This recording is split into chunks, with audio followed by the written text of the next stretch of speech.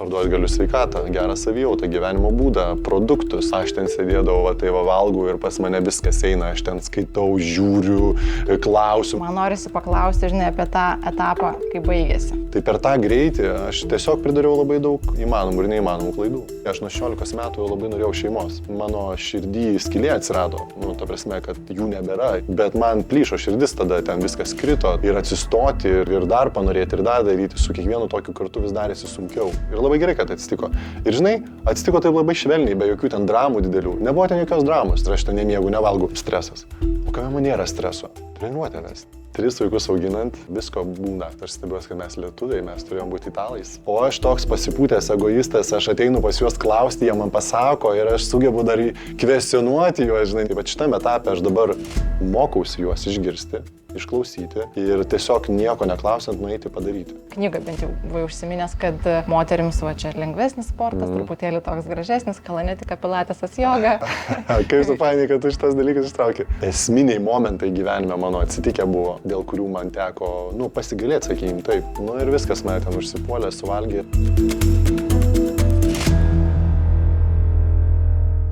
Gerai, tai mes esam jau 3 epizode ir šiandien pas mus Ignas Bakėjus. Tai daugam gerai žinomas sporto treneris, bet vis tiek truputėlį pristatysiu. Tai pirmasis Lietuvoje sertifikuotas Insanity treniruočių programos treneris, My Hero sporto ir sveikos gyvensenos judėjimo įkūrėjas, knygos Mano herojus autorius ir 3 sūnų tėtis, vis dar 3. 3 sūnų. Vis dar 3 ir laimingai vedęs vyras. Ar nori ką nors pridėti?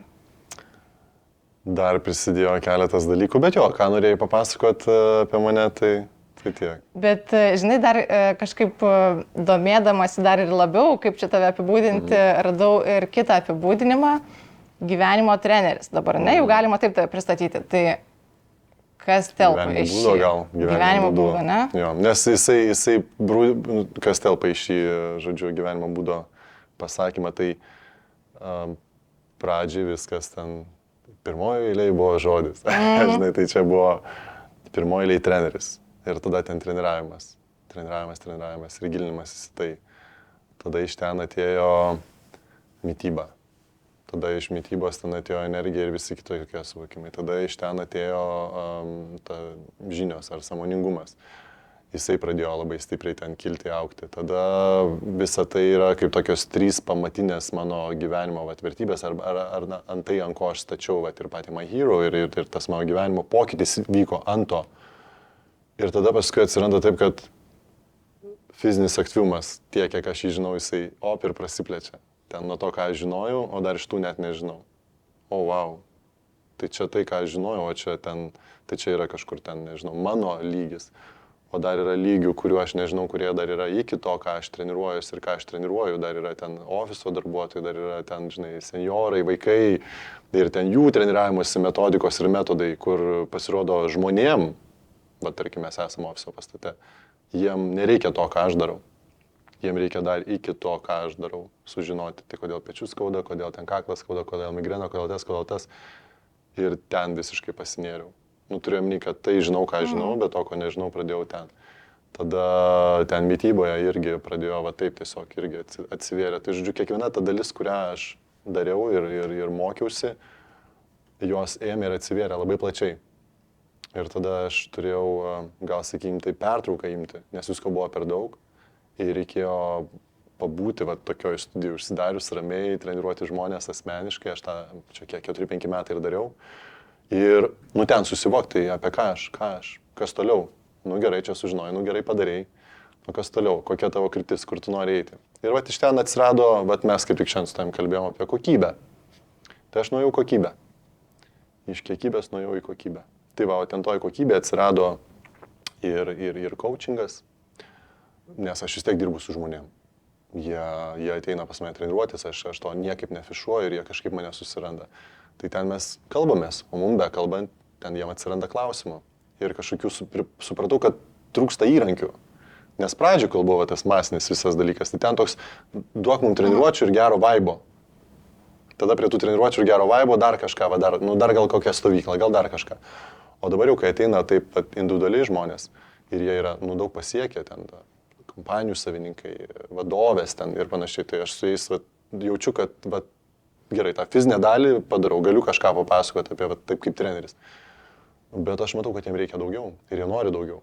Tai atsirado poreikis įrankiam, jo gauti įrankių. Tada gana nemažą dalį irgi ten visos tos veiklos eidavau įmonės, pasakodavau paskaitos, seminarai apie sveiką gyvenseną. Tai ta dalis aiški. Bet šalia to atsirado kiti įrankiai. Žmonės labai daug ko bijo. Tai ėjimas per žarijas atsirado. Tada strėlės laužimas kaklu. Nu ir tokie, sakyčiau, gana ekstremalūs dalykai, kurie žmonėm duoda proveržį. Tai viskas taip po truputį prasidėjo nuo treniravimo ir pradėjo eiti į tokį gyvenimo būdą, kad žmogus sportuoja ir jisai kalba su manimi ir ten kažką sako, po kažkiek laiko mes jau šiek tiek suartėjom, tokie santykiai faini, jisai sportuoja, aš nieko nepatarinėju, tik tai darau tą savo pagrindinę veiklą. Ir ima žmogus ir klausia, nes tai yra tas mūsų treniravimas, tai yra toks, kaip terapija kažkokia, ne? Ir klausia ten kažką apie santykius, kažką apie darbą, kažką apie, o tai kaip tu čia ten maitiniesi, o tai kaip tu čia tą stresą savo. Ir iš ten atsiranda pokalbis ir nukreipimai ir šitoj vietoje ir ėmė viskas ir prasiplėtė. Jo, tai tas gyvenimo būdas, jisai maždaug apie tai ir yra, kad aš gal 5 sritis išskirčiau, kad tai yra sveikata, tada yra finansai, ar ten kažkokia mėgiama veikla, arba žodžiu, ten tas finansinis stabilumas. Tada yra santykiai jo vienareikšmiškai, tada yra dvasingumas ir saviugda. Ir kur ten žmonės besisuktų, jie sukasi apie 6-5 temas ir aš nesu ekspertas juose visuose. Aš kažkur ten esu, kur esu, kažkur pats labiau domiuosi ir einu, bet aš turiu žmonės, kurie ekspertai tose srityse. Tai aš pats gilinuosi ir domiuosi, bet jeigu žmogus ateina ir aš matau, kad jam to reikia, aš turiu žmogų, kuris 30+ metų daro tai. Ir tas gyvenimo būdo ir atsiranda, kad aš dabar, nežinau, irgi tą mano feedą stebėjai, aš prisiminiau, kad aš vis tik esu pardavėjas. Nuo 5 metų. Man tai labai patinka. Tai žinai, aš iš karto ir paklausiu, nes aš knygoje irgi kažkaip randu tą pabrėžimą, vis pabrėžiu, kad aš moku parduoti, aš pardavėjas nuo mažų dienų. Ką tu nuo tų mažų dienų ten pardavinėjai? Tai mane tėvai imdavo į Gariūnų turgų ir tiesiog būdavom šalia, stovėdavom, verkdavom, miegodavom, nes nenorėdavom būti, bet tėvai pasimdavo lyg žinodami ar nežinodami, tą tokį, parodyti amatą, kurį jie daro. Na ir paskui po truputį augant atsirado toksai, kad ar norit užsidirbti? Norim. Tai ten padarykit tai ir tai. Arba ten tą ir tą. Ir tada gauni ten kokį. Dar tada doleriais tais laikais buvo. Tai doleriai gauni. Tada jie ten kažkokių machinacijų prisuka ir sako, jeigu jūs parduosit už tiek, čia gausit tiek. Kažkokį tokį mokė. Tada tą darėm. Ir galų gale sako, tai gal jūs norite patys pardavinėti. Ir Gariūnuose, kadangi ten tokios būdavo eilės ilgos, tai mano tėvai stovi vienoje vietoje ir aš nueinu ten per kokias 10 vietų toliau, tai susirinku ten iš ko nors pasiemu maudimukų, iš ko nors ten fotoaparato ar kasečių ar dar kažko, tada iš savo tėvų jau prekių, tada dar kažką ir susirinku tokį, keletą šitų, susitariu kainą ir $1 daugiau parduodu. Ir nuo mokyklos laikų neturėjai finansų savo. Kaip ir turėjau, bet žodžiu, aš galbūt tą patį įgūdį man formavo. Finansų neturėjau, nes aš nieko bendro su jais neturėjau, man tai buvo niekad neįdomu, bet tiesiog jie man formavo tą įgūdį ir aš dar šiaip, tas faktas, čia gražus staliukas, aš nusineždavau kartoninę dėžę ir pastiesdavau dar kartono tokį padėklą ant viršaus. Ir ten susistatydavau. Ir aš tikrai nepagalvojau, kad žmonės gal galėtų eiti ir žiūrėti tą mažą vaiką ir tokia, o dieve vaikas, jie gaila ir jie neperka, o man, toks azartas, pardavinėti, čia susirinkau, aš čia biznį darau, kaip mano tėvai. Ir aš to niekad neįvertinau, bet dirbant 10 metų nekilnojamo turto srityje, aš pastebėjau, kad aš turiu tą įgūdį. Ir kažkaip man pavyksta pamatyti, pajausti, ko žmonėms reikia, ko jie nori ir ten suvesti juos. Suvesti vieną su kitu. Taigi tu norėjai šito, o šitas norėjo to, tai jūs pasikalbėkit. Ir tada ta gražbylystė, vadyba ir žodžiu visą tai atsitiko. Ir pritrūko prasmės ir pradėjau jos ieškoti giliau ir taip atsirado sportas. Ir jame atsirado labai daug prasmės, nes parduoti galiu sveikatą, gerą savijautą, gyvenimo būdą, produktus, ten, ta prasme, ir vis dar galo nesimato tam. Tai aš dėl to ir apsistojau čia, nes aš moku, noriu, bet man labai trūko prasmės. Tai man sveikos gyvensenos visam šitam kontekste pardavimas labai patinka, nes aš galiu būti naudingas žmonėms. Parduoti jam idėją, kad jie galėtų gyventi. O dabar sveikai. grįžtant prie sporto trenerio, ne, nuo pardavėjo, tai... Sveikos gyvensenos pardavėjas. Čia reikės parašyti skirtingai tą. Tai koks tu treneris, kaip tu apibūdintum save? Ir jeigu sakai, kad tu dabar jau grįžai prie tos kokybės, ne, nuo kiekybės, gali taip trumpai pasakyti, į ką tu labiausiai kreipi dėmesį, kas tau svarbu, kai žmonės nepastaviai, ką tu kreipi dėmesį labiausiai? Tai čia turbūt taip laipsniškai viskas keitėsi, nes pačioje pradžioje man tas pats atradimo momentas buvo įdomus. Aš neėjau standartiškai taip kaip visi studijuoti ir tada aš pradėjau pats treniruotis, tada atsirado kažkokie mini vedimai savo draugam ir ten atėjo tas toks, kad oh my god, aš galiu tai daryti ir tada atsirado mokslai ir tada aš nuėjau į tai. Nu ir tada prasideda tos treniruotės ir tada... O mokslai dar patikslink čia tas Insanity, kur tu sakei, ir dar kažkas... Jo, Insanity ir paskui, aš turėjau oficialius mokslus sakyti, kad galėčiau legaliai visą tai daryti, tai ėjau mokytis. Nes, žinai, standartiškai visi eina taip, o aš visiškai nestandartiškai viską darau gyvenime ir pas mane taip ir atsitiko, kad pradžioje aš turėjau pamilti tai ir pamatyti ir tada man nebekilo klausimas mokytis ar ne. Aš ten sėdėdavau, tai valgau ir pas mane viskas eina, aš ten skaitau, žiūriu, klausimų kyla ir gal gyvenimo apdovanotas esu, kad visą laiką, kiekvienoje srityje turiu vedlius. Tai aš turėjau ir turiu vis dar savo trenerį, mokytoją fizinio lavinimo toj srityje, tai Tomas Brinets, tai yra Lano turbūt irgi treneris ir tai va, tai jisai mane visą laiką ir mokė ir mane pastumdavo, duodavo namų darbų, tai štai dabar tai perskaitai, dabar tai pasižiūrėk, turi klausimų rašyk. Eidavau pasitreniruotis ir man bestreniruojant kildavo klausimų, tai jis tada ten duodavo 2 valandų diskursą apie tai, kas čia dabar žinai, apie ką mes kalbėsim. Nu, bet, tai grįžtant... Ir koks tu treneris? Jo, tai koks aš treneris. Ir kas tau svarbu? Tai pasikeitė, kad pačioje pradžioje man buvo labai svarbu tą nuotaiką užkurti. Kad žmonės, žodžiu, atsibustų ir suprastų. Taip tave ir atsimenu. Bet dabar jau kitaip yra. Jo. Ir jie tada atsibunda, tada fainai, tada jie nori, tada patys ieško ir jau ten tada rezultatas galutinis, kurio aš siekiau, kad aš matyčiau tą pokytį, ten fizinį ar dar kažkokį. Kadangi tai yra tokia didelė kaita, jie eina ten, tada paskui ten, dar pas mus, dar kažkur ir man toks buvo labai keistas tas momentas. Bet dabar aš suprantu, jau 10, kad čia daugiau metų praėjo, kad mano užduotis ir buvo sužadinti, eikit sportuoti, kelkitės. O tada, besigilinant su savo treneriu ir dirbant gilyn į tą asmeninį treniravimą 1-ant-1 arba tai, ką jis man parodė apie tą TMG, tenziomiografiją, kaip yra išmatuojami raumenys, koks yra jų darbas, ten toliau paruošiamas programos ir kaip atstatinėti tuos visus disbalansus, kas man pradėjo labai matytis, nes aš su juo dirbau ir tada pas mane toj grupėje aš ateinu ir matau žmogus, taip su pečiais, tada klubai persisukė ir aš suprantu, kad aš jiems siekiu, kūno pokyčio, kad jie atrodytų gražiai. Bet yra kur kas dar giliau ir paminė, aš apie tą gilį kalbėjau, kad prasiplečia ir aš matau, kad jo, bet jam skauda. O kaip padaryti, kad jam neskaudėtų, ką aš turėčiau daryti. Ir aš tada iš vis turėjau egzistencinę krizę, kai aš jau mokiausi tikrai pas Tomašą nemažai ir dar turėjau grupės.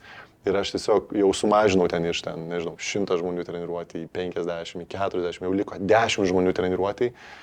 Ir aš matau, kad aš vis tiek neduodu jam rezultato, nes aš pas vieną ten stoviu, o jau kitas ten nebūtinai taip daro ir jie visi labai skirtingų poreikių turi. Tai aš atėjau pas savo trenerių, pamenu, sakau, viskas, Tomas, aš treniruočių nebevesiu, yra 10 žmonių, aš nesusirkau su jais ir panašiai. Tai jis sako, gerai, ką tu galėtum padaryti?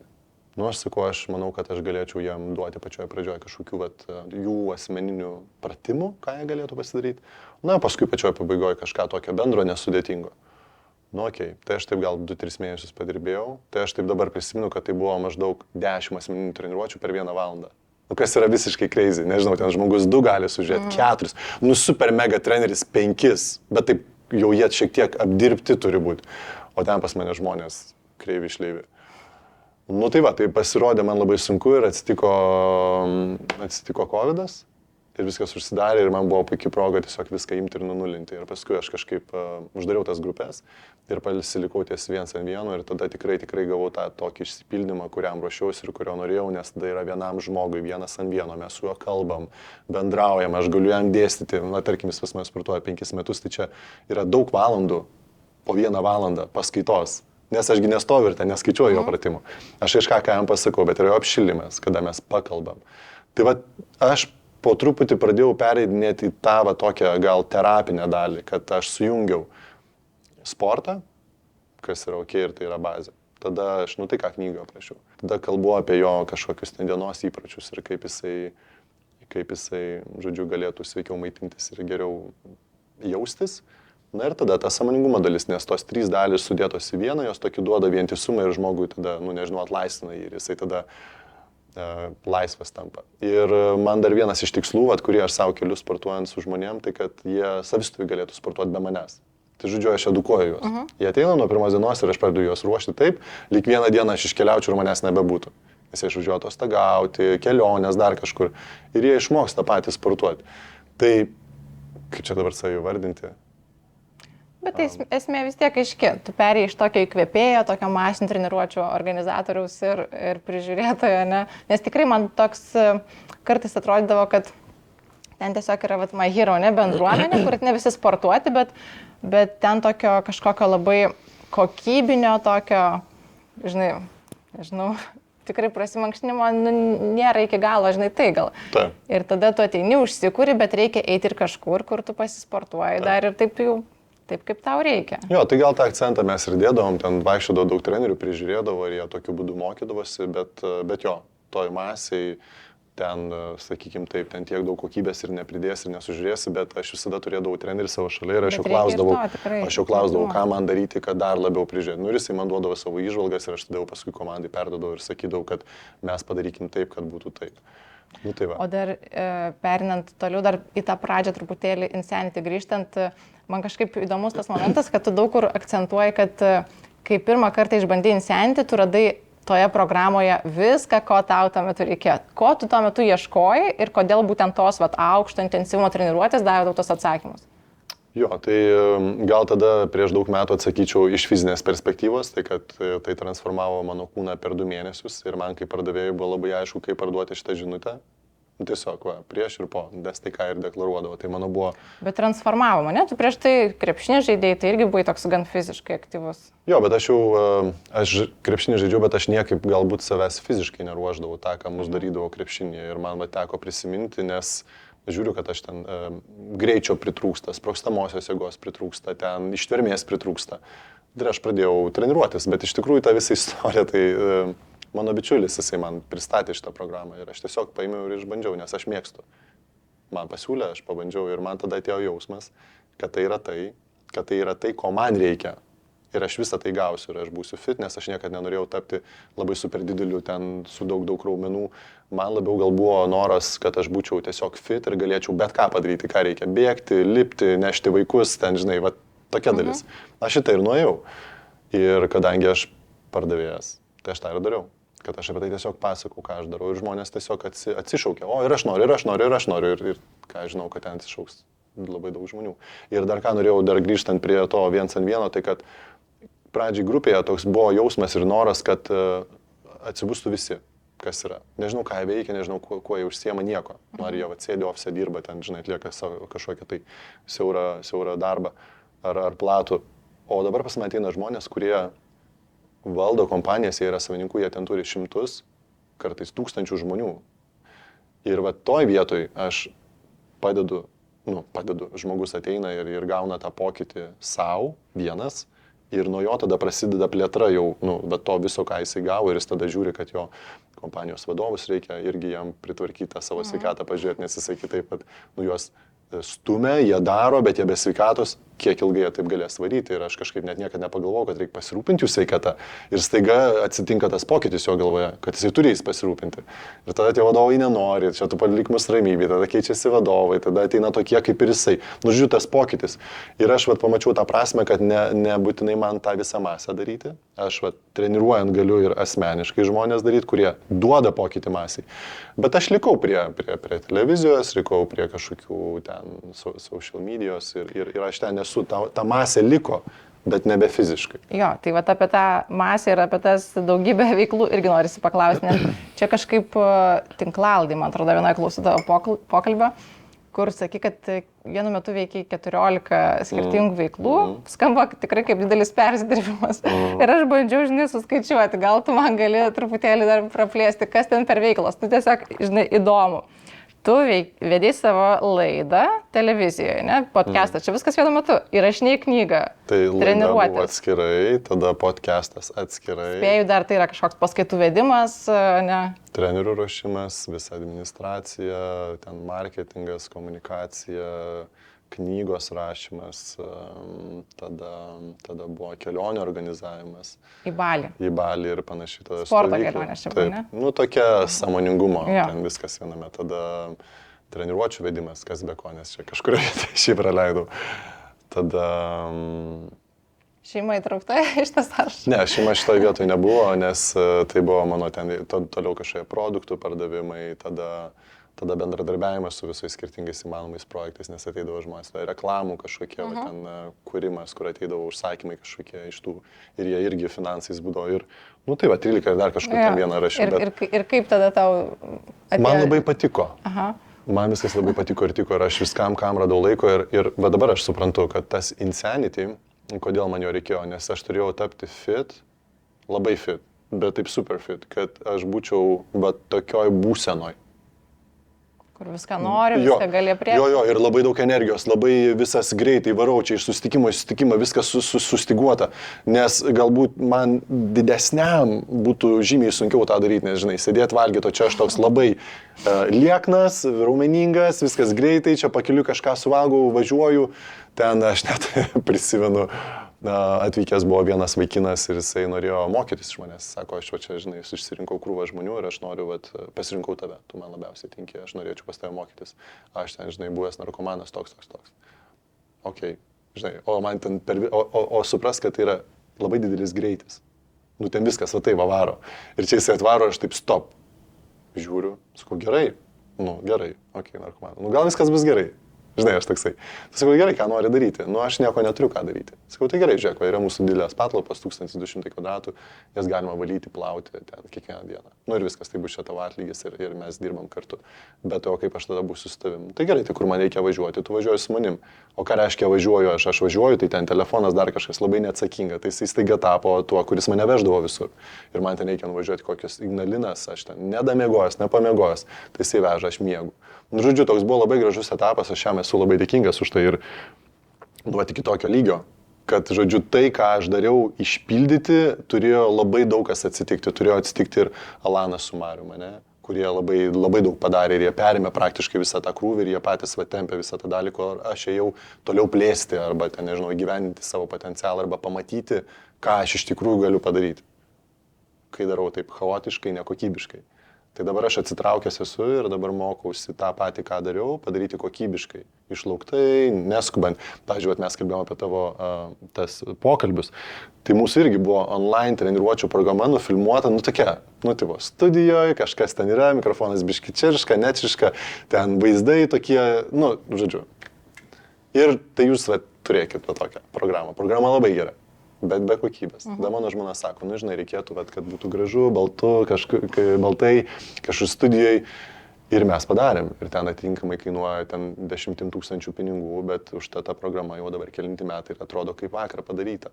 Ta prasme, tai viskas po truputį pradėjo eiti tą kokybę, iš ko aš to nepadariau pats, čia ne aš nusprendžiau. Iš karto irgi paminėjai, ne, apie savo bičiulius, kolegas, su kuriais kartu dirbot. Man norisi paklausti, žinai, apie tą etapą, kai baigėsi. Nes girdėjau tavo irgi toj laidoj, vienoje, kur tu kalbėjai, kad buvo laikas, kai buvo smagu, čia bičiuliai tokie iš seniai, žinai, ir gaila, kad taip išsiskyrėt, ne, ten nežinau, ne visai gražiai gal buvo. Ir kokias tu iš to išsinešiai pamokas, žinai, nes dabar tai man atrodo, kad mačiau ten, žinai, komentarus jūsų tokius gražius viens kitam. Tai kažkaip, kaip dabar? Tai čia po tiek metų dabar taip atsitinka. Kai yra tas super didelis greitis, tu ten nieko nebesusigaudai. Ir kažkas, kas daro savo kažkokią tai vieną nišą, tai yra, vienaip. Bet mano didžiausia pamoka buvo ta, kad aš užkūriau. Bet neskyriau laiko galbūt atrasti tų žmonių, kurie perimtų ir darytų, nes nepasitikėjau, nes pats nežinau kaip daryti, bet nepasitikiu kitu ir nežinau, ar jisai tai padarys kaip lyg aš noriu. Bet kaip aš noriu, aš irgi gal nežinau iki galo, nes aš neturiu net tam laiko atsisėsti ir pagalvoti, kaip aš noriu. Nes visko labai daug.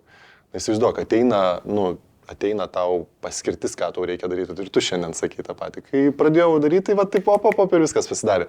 Tai lygiai taip pat. Gal pavyzdį duočiau, kad ten krenti iš lėktuvo ir užsikabinės bandai įsilaikyti į tos rėmus, o ten tave tiesiog neša lauk ir tu pasileidai ir krenti tokių laisvų kritimų. Žinai, kad parašiutą turi, bet geras, taip fainai kristi žemyn, tu dar rankas suspaudi, dar greičiau krenti. Ir kažkurioje vietoje matai, kad jau žemė ir jau nespėjai, tu ten to parašiuto spėjai, ten daug streso ir panašiai. Tai va kažkoks toks jausmas buvo. Tai per tą greitį aš tiesiog pridariau labai daug įmanomų ir neįmanomų klaidų. Aš turėjau savo mokytojus, Mindaugą Vidugirį Vasantą, kurie man buvo šalia ir jie man sakydavo, kad žiūrėk per greitai, žiūrėk nesuvaldysi, augimas vyksta ne ten gražiai kokybiškai po 20%, o tu augi 100%, 8 ar 100%. Tai vadinasi, kad kažkurioje vietoje nesuvaldysi. Bet jūsų komanda buvo labai didelė. Vis tiek nepavyko ten kažkaip pasiskirstyti taikiai ir perduoti užduočių ar kame čia?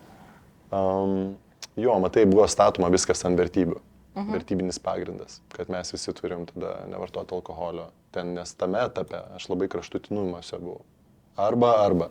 Dabar pas mane viskas yra šiek tiek plačiau, nes aš visiems noriu suteikti galimybę, tada buvo viskas nukirsta. Ir tada kažką surasti tokio, kas gali tai daryti ir panašiai. Arba jeigu aš to nepadarydavau, tai tada žmonės tai ir pridarydavo kažko.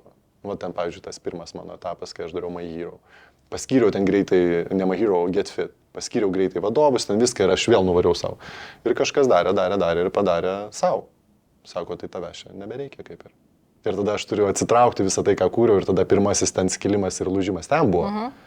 Ir ten mes sėdėjome. Iš ten My Hero tada išsigystė. Iš ten My Hero išsigystė. Paskui ir pats My Hero. Jo, ir tada My Hero. Ir čia šitoj vietoje kartojasi mano ta dalis, kad yra greitis ir kad nėra to, kad aš tada atsitraukiu ir nevedu. Ir tada labai aiškiai modeliuoju, nors ir ėjo žmonės, ir aš visą tai galėjau padaryti, bet aš neturėjau patirties ir negalėjau galbūt atsirinkti tų žmonių, su kuriais aš noriu tai daryti. Bet visą tai aš turėjau padaryti tam, kad suprasti savo potencialą, ką aš galiu padaryti. Tarkim, Lietuvos mastu. Tai ten per kelis metus. Okay. Tai aš tai galiu padaryti, nes tai kažkaip užsikūrė. O geras. Tai tada, jeigu aš tai daryčiau kokybiškiau, gal skirčiau daugiau laiko, gal ne taip skubant arba pasirinkčiau vieną kryptį, tai aš galiu tai padaryti ir tada man dabar šitame etape pasaulio mastu tai viskas atsivėrė. Ir aš suprantu, kad aš taip pat chaotiškai, kaip kad tada dariau, aš nebegaliu daryti. Todėl šiai dienai aš skiriu tam... Ką tu turi mintyje?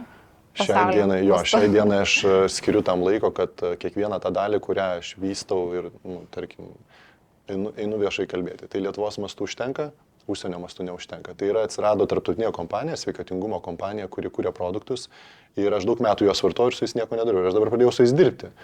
Ten atsirado komanda, nes man... nes man komanda, jinai man ir ten buvo komanda. Bet ten galbūt buvo tas momentas, kad treneriai turi mokėti atlyginimus ir tada atsiranda kitoks santykis. Tu čia man per mažai, o kodėl ne, o kodėl ne taip, o kodėl ne tas. O tenais aš niekam nieko nemoku. Ten žmogus dirba ir jis gauna, jam kompanija sumoka. O mano užduotis, aš ir tada tai dariau, kai su My Hero buvo, ar kai su Get Fitu, kai su žmonėm. Įkvėpti, vesti, vėliavą, einam, darom, pirmin. Bet aš dar jam atlyginimą turėjau mokėti. Ir toj vietoj mano tas gal neprisėmimas atsakomybės, neatsakingumas, dar tos, nežinau, patirties neturėjimas. Jisai ir suskaldė ir vieną kartą, ir antrą kartą. Ir aš mačiau, kaip kolektyvas frustravo ir pyko ir panašiai, bet, žinai, aš nemoku kitaip. O dabar šitoje vietoje yra kokybė tame, kad kompanija visą tai daro. Todėl aš galiu toliau eiti daryti tą lyderį, nes ta dalis man sekėsi ir ėjo. Tai dabar aš turiu komandą apie 50 žmonių ir ten yra lyderystė, ir ten yra įkvėpimas, ir ten yra darom, ir ten yra programa, ir mokomės, ir einam, ir darom, ir žmonėm pavyksta. Tai žodžiu, reikėjo turbūt pereiti ir išsigryninti, ko reikia ir ko nereikia. Nes vystant su jais, su Alanu, su Marium, tikrai, dabar, pavyzdžiui, aš žiūrėjau serialą Ted Lasso. Ir nors ir praėjo daug metų po to, kai mes darėm kartu, ten aš matau, aš ir šitą nedariau, ir šitą nemokėjau, šitą gerai dariau, bet tuos praleidau dalykus, kurie yra svarbus, čia gal reikėjo šito žmogaus. Tai pas mane tų pasvarstymų yra, aš dėl to ir sudariau 4-5 metam į studiją, Ir man iš ten atėjo labai labai daug realizacijų ir suvokimo apie tai, ką aš netai padariau, kam netai padariau. Ir, pavyzdžiui, šiandien dabar einu į tualetą, plaunuosi rankas ir galvoju apie Alaną, ir apie Marių, ir apie Joną. Kad rašydamas šitą knygą, aš ten gal jų net ir nepaminėjau. Ir kažkoks atsirado jų, žinai, atveju toksai, tu mūsų nepaminėjai. Ir aš galvoju, kodėl. Ir aš suprantu, kad greitis, aš net, ir įsivaizduoju, kaip galima parašyti knygą ir paminėti, įdėti savo draugus, bičiulius, kolegas, su kuriais ten tu viską darėjai ir viskas vyko ten. Bet mano kažkaip galvoje išsiteko taip, tai čia gal oficialus atsiprašymas jų, kad tikrai neįdėjau. Jo, kad mano laidoje. Kad tavo laidoje. Nu, esi kokia esi.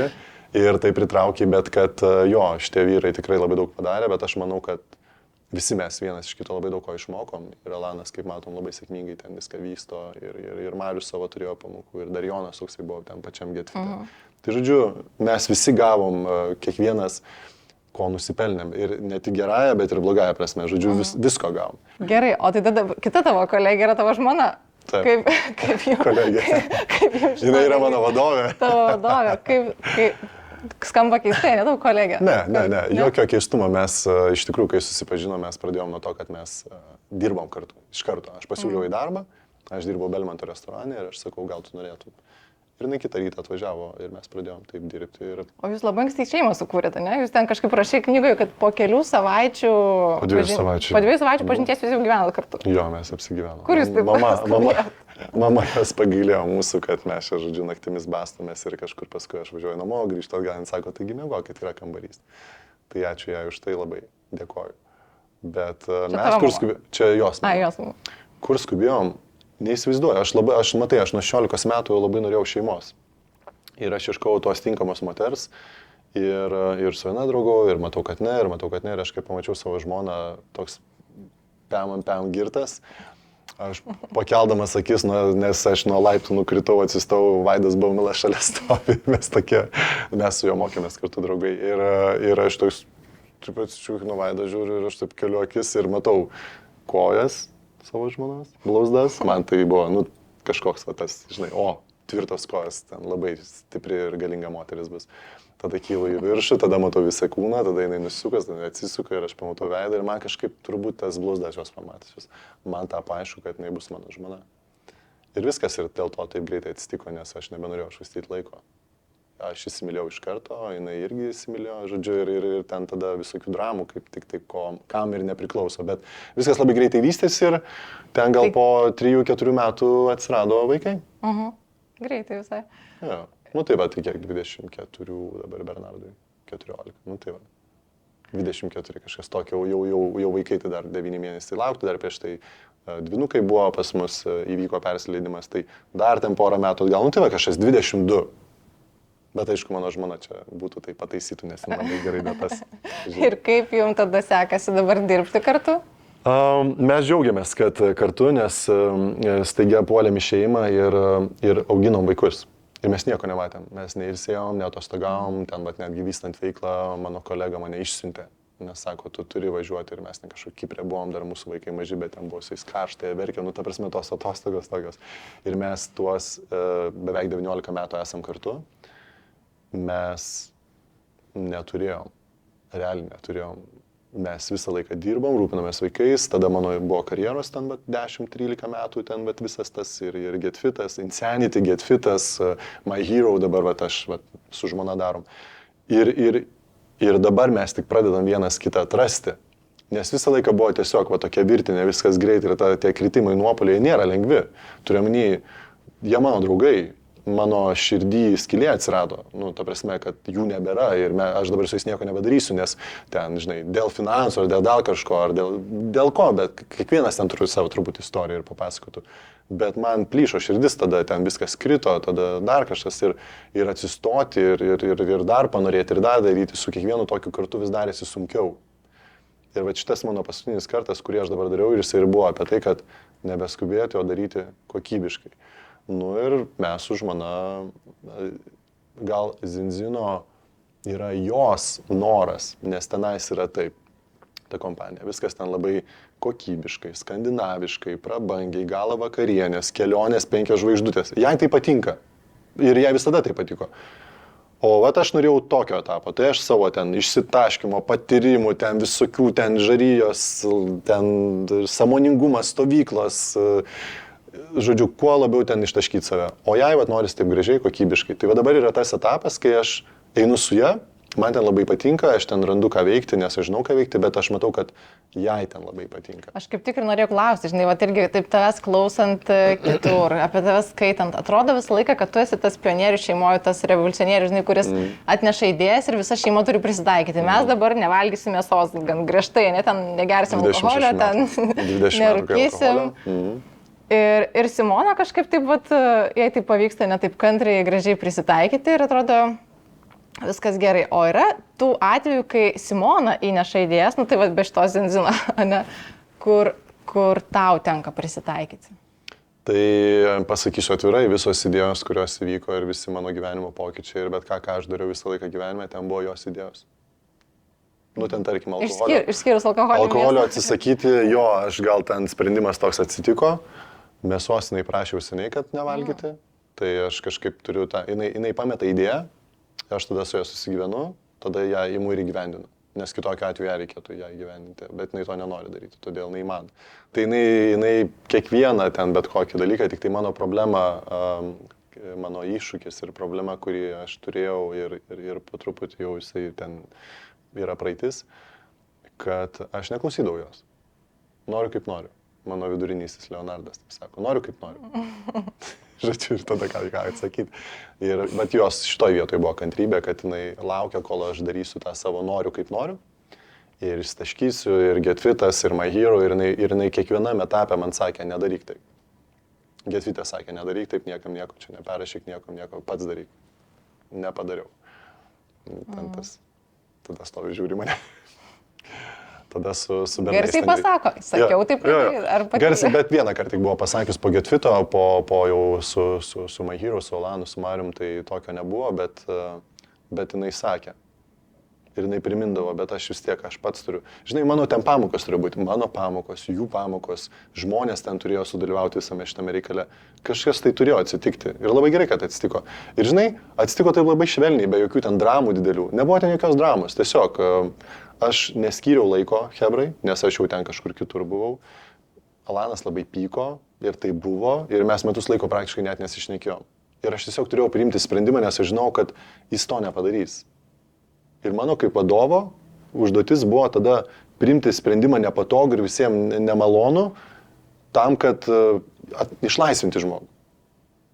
Nes jis buvo belia kaip nelaimingas. Jis darė savo veiklą, bet tas mūsų santykis ir aš mačiau, kad jisai, žinai, aš gal kitaip galėjau padaryti, gal sakyti, gerai, tu imk šitą patalpą, aš imu šitą, ten Mariu šitą ir mes darom kartu toliau, bet taip nepadariau. Ir aš vieną dieną tiesiog atėjau ir sakau, mes keliauk, paleidžiu tave, matau, kad tau, žinai, neišsitenki čia. Ir jisai, žodžiu, iškeliavo ir jam puikiai dabar sekasi, bet nebūtų taip padaręs, būtų labai sudėtinga. Todėl aš turėjau sugerti visą tą ir kad ir kas po to atsitiko, ten iš jo pusės, iš kitų žmonės, kaip ten ką aš nekėjau. Tai buvo mano atsakomybė, aš priėmiau tą sprendimą. Ir aš manau, kad ta lyderystė ten ir atsitinka, kai tu turi priimti sprendimus ir juos įgyvendinti ir vykdyti ir dar paskui prisimti atsakomybę už tai, kas yra labai sudėtinga ir nefaina. Faina, kai faina, daryti, bet nefaina, kai reikia tokius sprendimus priimti. Tai gerai, žiūrėk, dabar vėl prisimink savo amplua visokius, ne? Vyras, tėtis, treneris, įkvėpėjas, motivatorius, kuriam tu savo šitam vaidmeniui duodi didžiausią balą, kuriam mažiausiai. Kitaip tariant, kuria savo veiklą, tarsi vaidmenių savo labiausiai didžiuojasi, o apie kurį galvodamas vis pagalvoju, kad norėčiau dar pasitempti. Dar truputėlį trūksta. Tai gaunasi taip, kad dabar yra kelios veiklos, kurias aš vykdau. Ir mano treniravimas tai yra tai, bet aš turėjau tą sprendimą priimti, aš pamenu savo mokytojų Vasantą sėdžiu ir jis sako, tai gerai, tu vidury nakties pakeltas, ką veiktum iš tų visų 14.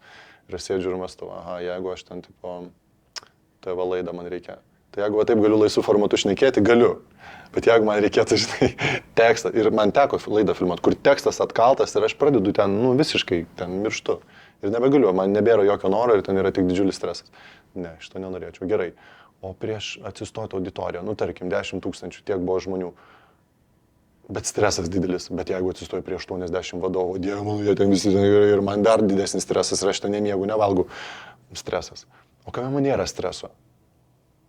Treniruotė. Bet tikrai buvo stresas, Jo, netrodė. jo, jo, aš žinau, kad netrodė, nes pardavėjo tokia užduotis ir yra sudaryti galų galę, aš ėjau, mokiausi, dariau, kad to Atrodė, kad tu nebūtų. mėgaujasi tuo. Ir aš ir mėgaujuosi tuo. Bet šalia to ateina stresas, natūralu. Bet paskui aš tai dariau daug kartų ir tada jau tu užlipi ant scenos ir to streso nėra, bet vis tada atsiranda kažkur riba, kur jau tu jos nebuvai peržengęs ir tada, kaip dabar bus, ir tada vėl stresas, tada vėl pereini kelis kartus ir vėl jisai mažėja.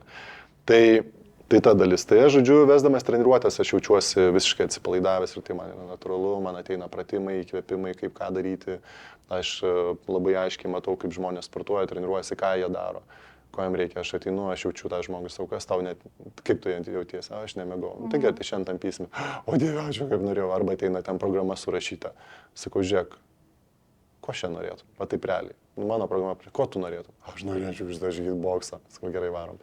Ir va tas toks žaidimas. Tai mano ta dalis yra va, turbūt stabiliausia per tiek laiko. Toliau ten sukurti produktai, knyga parašyta, tos online programos nufilmuotos. Tai jos yra į tai, į ką aš va, ir fokusuočiausi į ateitį ir į ką aš ir einu. Tai žinai, kas atsitiko? Kad manęs nėra salėj ir manęs nėra salėj. Aš nebeuždirbu pajamų.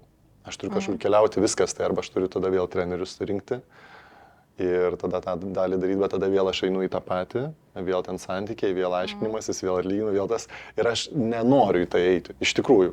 Todėl aš daug metų nieko ir nebedarau iš tos dalies. Tai va, tai noras yra sukurti produktus, kad jie patys suktųsi ir kad tai būtų vienas pajamų šaltinis, nes supratau, kad kitu atveju, į Indiją teko išvažiuoti 3 savaitėm. Ir 3 savaitės studija uždaryta, žmonės, aišku, aš juos apmokęs, jie patys eina sportuoja, bet pajamų nėra. Ir aš pradėjau galvoti, ką man daryti. Tada galbūt... Tai ta online programa yra viena, ar tu daugiau tokių prikūrė? Kelios jo, jau yra 2 ir dabar 3 eina pakeliu ir tada iš vis ten galvoju dar kitaip modifikuoti viską ir daryti, nes yra tų labai gerų pavyzdžių, daug metų išstudijuota, tai kad žmonės, žodžiu, galėtų sportuoti. Tada tas ėjimas į įmonės ir tas sąmoningumas, tos žinios perdavimas, ta man dalis labai patinka. Taip kaip aš noriu, bet vėlgi ten dar kitas lygis, ten dabar nuvažiavau pasaulio sceną, pamačiau. Aš visada viešajam kalbėjime ten buvau, labai domėjausi juo, bet niekada nejau gilintis ir mokytis, bet dabar nuėjau mokytis. Ir ten man kitą gilį atvėrė ir aš suprantu, kad tos paskaitos, seminarai gali būti dar kitokiam lygmenį. Tai va dabar mano ten ėjimas į tai yra ir aš suprantu, kad kai aš jau dar labiau tą mokysiu, studijuosiu ir dar labiau gilinsiuos, tai tas žodis, gali tapti dar kitokiu. Tai va, tai treniruotės vienaip, ėjimas ant scenos, va, ta mano dalis labai stipri ir faina ir aš noriu ją daryti, bet aš jos negaliu daryti kiekvieną dieną nuo ryto iki vakaro, ten po 3 užsiėmimus per šitą. Tai man patinka, kad pas mane tokios yra va, išdalinimo, diversifikavimo tokio, bet ne per daug, ne 14. Tada dabar atsirado produktai ir darbas su juo, nes ten yra komanda, tai ten man dalis patinka, nes ten yra pardavimai.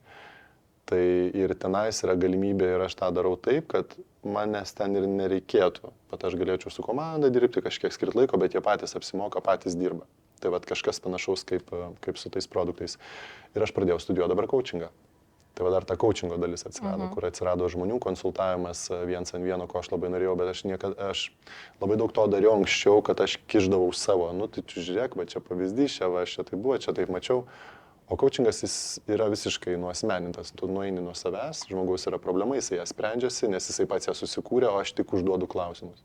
Tai žodžiu, visai didžiuojasi šitam savo profesiniam sritim, o kaip tu jautiesi, būdamas tiesiog savo asmenį, kaip žmogus, kaip vyras, kaip tėtis?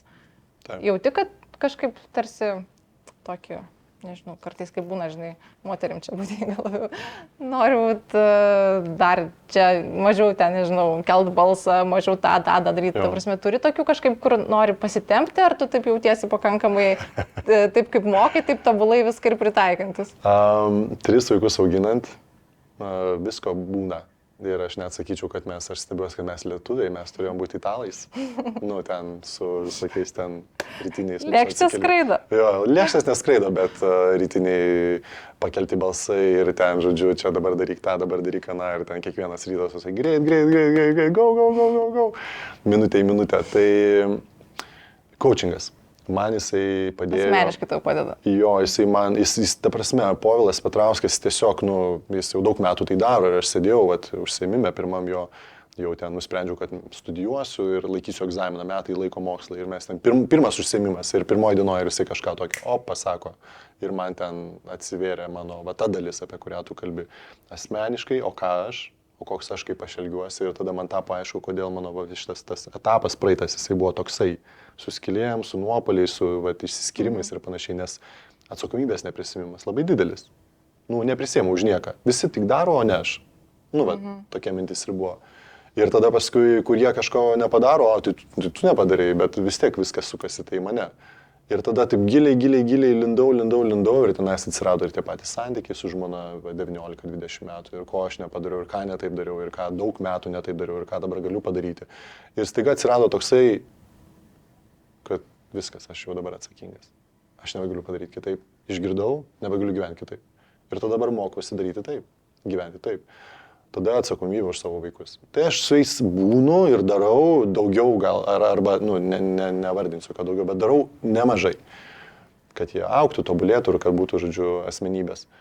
Bet tada staiga pamatau, kad aš ten, tvarkydamas savo tą vidų, aš ir jiem labai stipriai padėti galiu.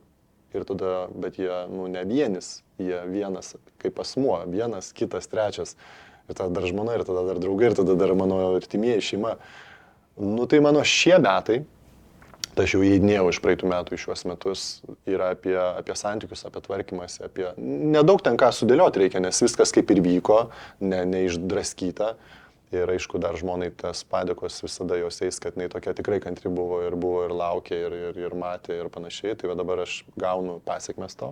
Ir jinai man vis apie jas karts nuo karto primena, bet aš jai vis primenu, kad aš mokausi, keičiuosi. Tai priemu, kad ir ką tu besakytum, bet aš sakau, kad aš keičiuosi. Tai duok man, ko aš nusipelnęs, bet žodžiu, varom toliau pirmin.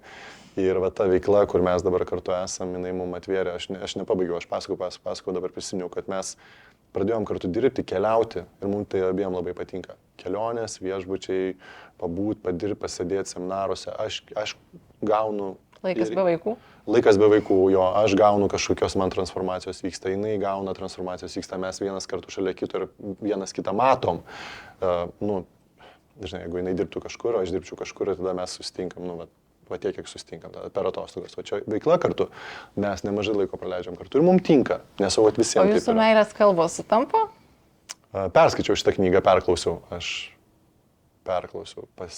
Praeitais metais pavyko perskaityti 24 knygas, ko niekada nedariau. Aš iki 30 metų iš ne vienos knygos neperskaičiau, man dabar 38, tai ten tik dvasinė literatūra, o dabar pradėjau mokytis ir coachingas ir viskas, ir ten pasipylė ir staiga žiūriu, kad ten tos knygos viena po kitos.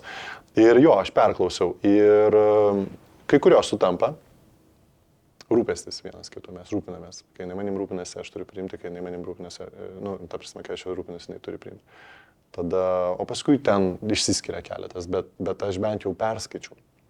Girdėjau apie tą knygą ir nieko nežinau, bet aš ją perklausiau. Ir man tada, ir tada į vaikus, tai va dėl to ir sakau, kad va šie metai ir praeiti metai ir šie metai yra apie grįžimą į šeimą, nes turėjo visas tas dalykas įvykti karjeros prasme.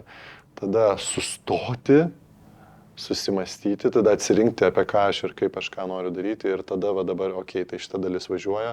Dabar reikia tinkamą laiką skirti vaikam ir žmonėms. Ir tu turi planų rašyti antrą knygą, kurioje kaip tik arba jau nebeturiu pasakyti, nes ta informacija maždaug metų senumo, ne? Ta tinklalaidė, kurią dabar aš čia remiuosi. Pokalbį sakai, kad norėsi rašyti antrą knygą. Bus labiau apie santykius, apie stresą ir apie dar kažką. Dabar užkrito man, kas tas trečias dalykas. Ar čia keičiasi, čia gal nėra taip labai, išgryninta. Jo, aš labai supratau, kad bet ką aš besugalvočiau daryti, tam reikia mano energijos ir labai didelių pastangų ir tai yra projektas. Ir tada... Tai jis tiesiog kol kas idėjos lygmeninė ir kol kas laukia energijos. Ir aš juos visus išsirašinėjau ir per tą laiką aš ir rašiausi, ir ten vizualizacijos atėjo, ir kūryba, ir tų idėjų pas mane labai ateina daug, bet jas realizuoti reikia ir žmonių, ir staffo, ir ten, žodžiu, ir pastangų, ir finansų. Tai aš jas visas rašau dabar, savo žurnalą turiu, klausiau Jim Rohno paskaitų ir jisai ten vieną iš tų tokių idėjų davė, kad parašykite savo žurnalą, idėjų žurnalą. Nu ir pas mane ten dabar eina, jos tiesiog liejasi. Ir kažkurios jau yra įgyvendintos, tai aš jas rašausi. Ir jos ateina ir aš jų nenumetu ir aš anksčiau ką darydavau, tai iš karto darom. Tai ten knygagi taip ir atsirado, kad man paskambino Šalimas Literos ir sako, gal norėtum parašyti, aš toks, nu gal. Ir tą patį vakarą aš plaunu indus ir šalia pažįstamas stoviu ir sakau, gavau pasiūlymą. Ir sakau, bet aš nemoku rašyti knygų. Tai savo be žurnalistė, aš galiu tiesiog tave pakalbinti ir tai va, atsitiks. Gerai, ir be plaunant indus mes žodžiu susitarėm.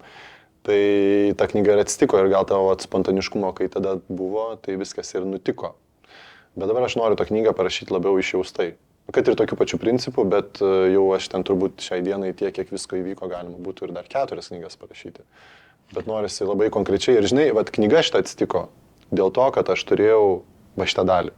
3 sudedamosios. Ir visi žmonės eina, Ignai, tai ką čia daryti, kaip čia gyventi. Ir man tikrai atsibodo tai pasakoti. Vėl ir vėl, tą patį per tą patį, tai jinai atsirado ir tada žmonės, žinai, va, nu jo skaityti. Sakau, va, knygą perskaitykit. Tai dabar irgi yra tema, apie kurią aš kalbu nuolat ir jau ten yra kelinti metai į įmonės, nu, tarkim, prieš pandemiją jau, bet dabar, va, ir jinai tokia ryškė. Ir aš jau taip suprantu, kad jinai nesibaigia ir žmonėms tai yra įdomu ir, va, pavyzdžiui, galėtų nugulti knyga apie tai. Apie galbūt tą dienos režimą, žinai. Koks tas dienos režimas turėtų būti. O kai sakei, kad yra apie stresą bus, ne? Tai, jo, tai čia... ten susijęjo. O šiaip tavo paties gyvenime streso daug? Ten man šitoj vietoj dabar ne.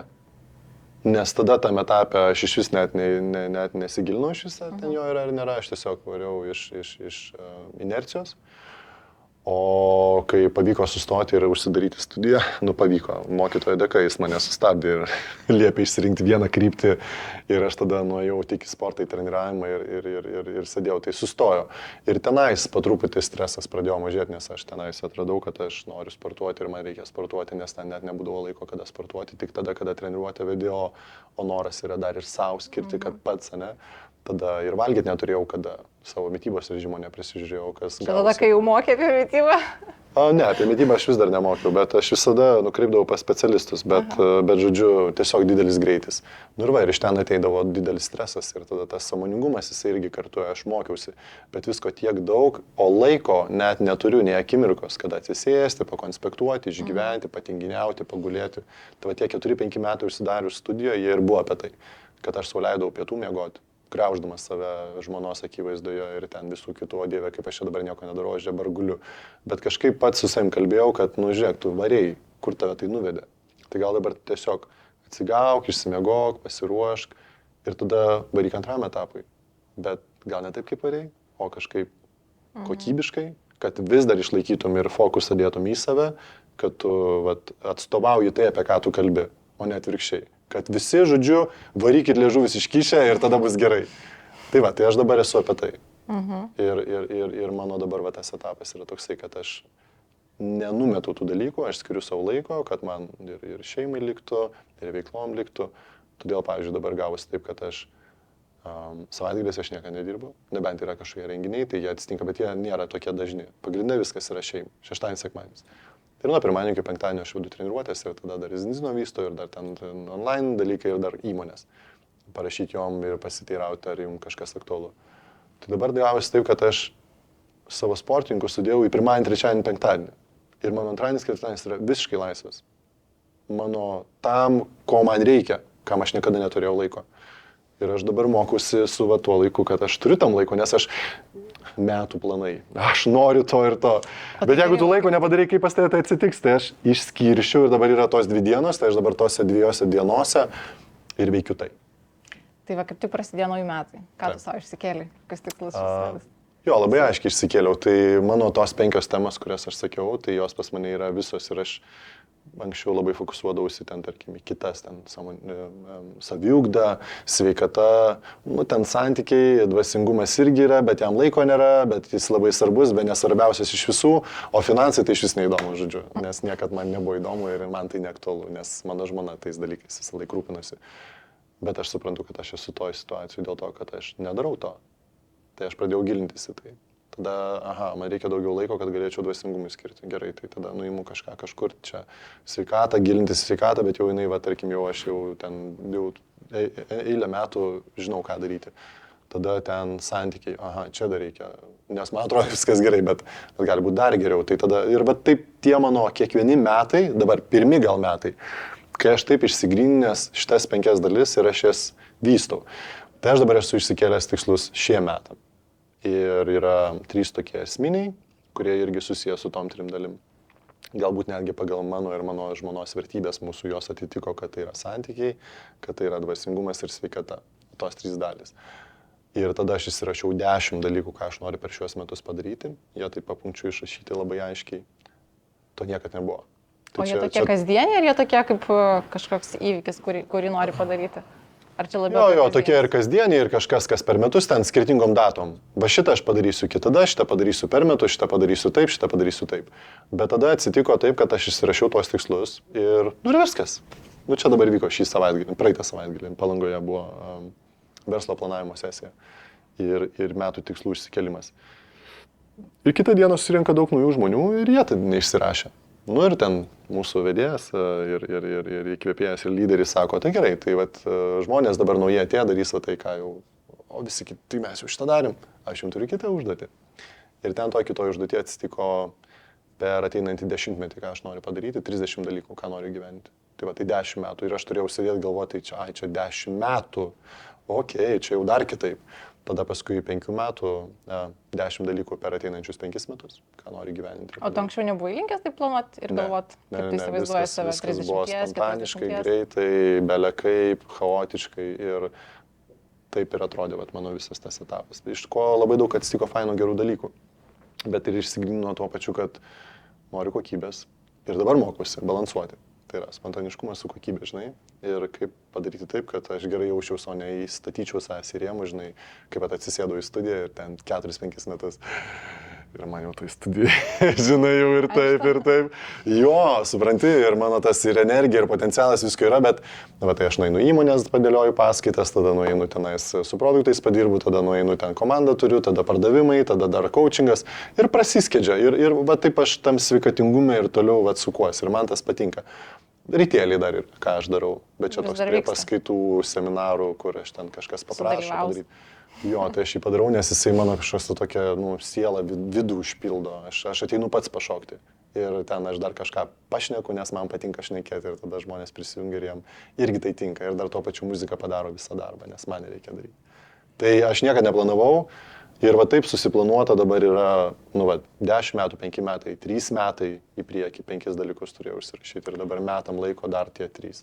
Ir tu dar minėjai, kad tuos tavo kai kuriuos sprendimus taip truputėlį pakontroliuodavo, nulemdavo mokytojas. Tai tu čia kalbi apie tą dvasinį mokytoją, ne? Ar čia yra kažkoks kitas mokytojas?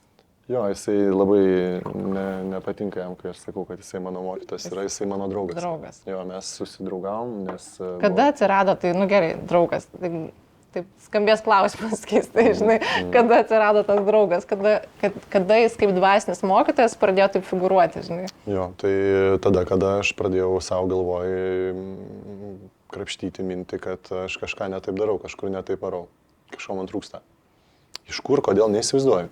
Tiesiog žiūrėjau Julia Roberts Eat, Pray, Love filmą ir jinai ten pasimeldė ir paverkė, žodžiu, ten nežinau, kas tu toks, kur tu esi.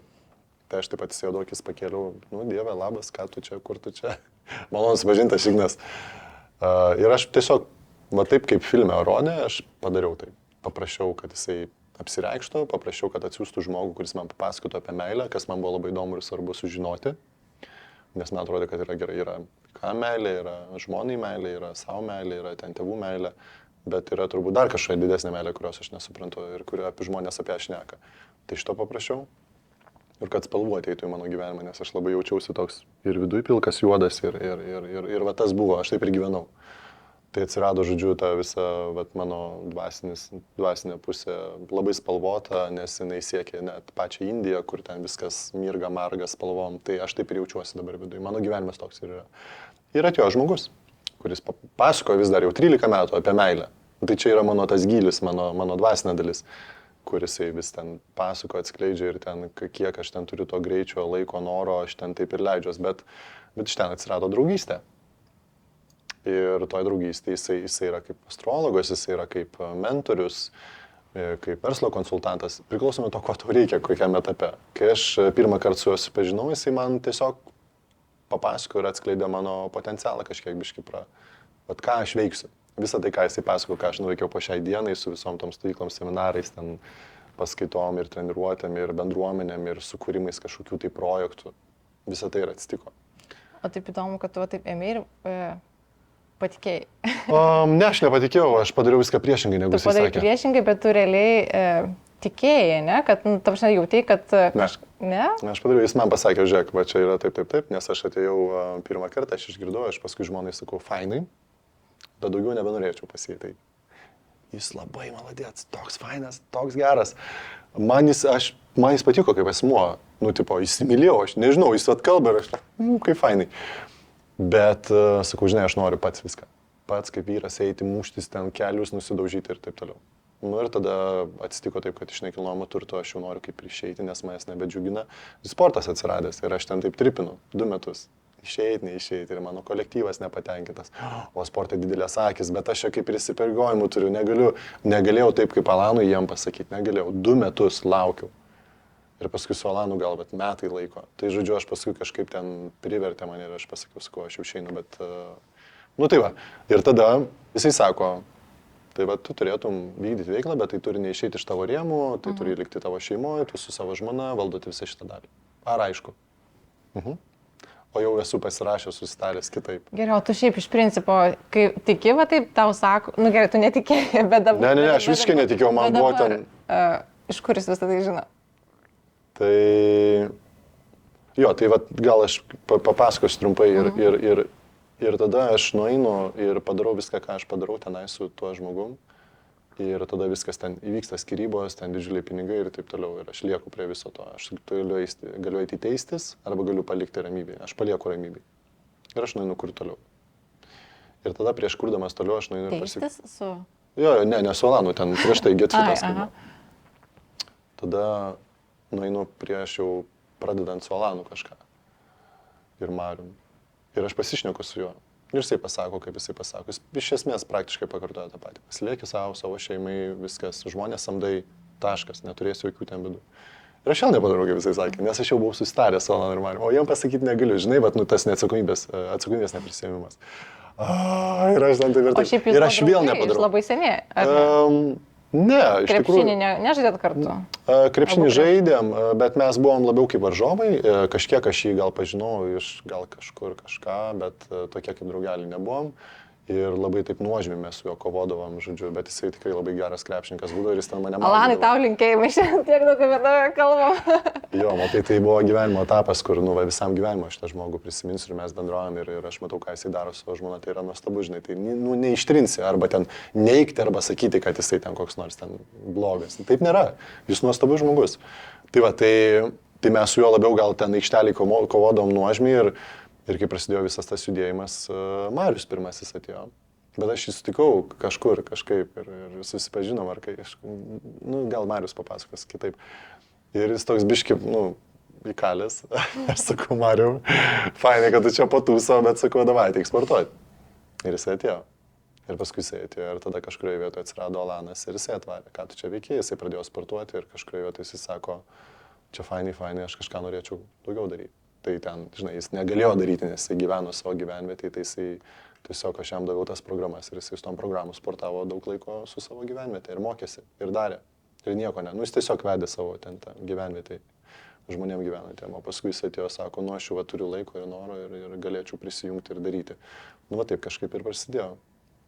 Tai ką jisai man susakė, mano mokytojas, aš visko nepadariau ir gaudavau didžiulius finansinius nuostolius, emocinius nuostolius ir tokį daužymą, tokį belekokį daužymą. Ir paskui aš jau sėdžiu toks sudaužytas, štai išsiskyręs. Ir toks, tipo, klausyk, o gal reikia vis tik padaryti taip, kaip jisai sako. Nes aš net nepabandžiau. Ir tada tu atėjai pas ir sakai. Ne, aš nieko nepasakiau. Kur tu tai žinojai? Aš tada paėmiau, padariau, ką jisai sakė ir aš pamačiau, kad, jisai... Tai, žinai, ten astrologija, aš nesigilinu tos dalykus, bet astrologija yra apie tai ten suskaičiuoja ir jisai mato. Ką žinau, žmonės turi dovanų. Jisai turi savo mokytoją, kuris jam tiesiog perdavė šitą dovaną. Sako, aš matau, kad tu turi gerą širdį ir aš tau duosiu tą, žinai, dovaną, kad tu galėtum matyti žmonėm, kas ten jiem paskirta ir ko jie nori ir kas ten. Tai čia yra didžiulė atsakomybė. Ir jis tą gavo, ir jisai ten 20-30 metų beveik tai ir daro.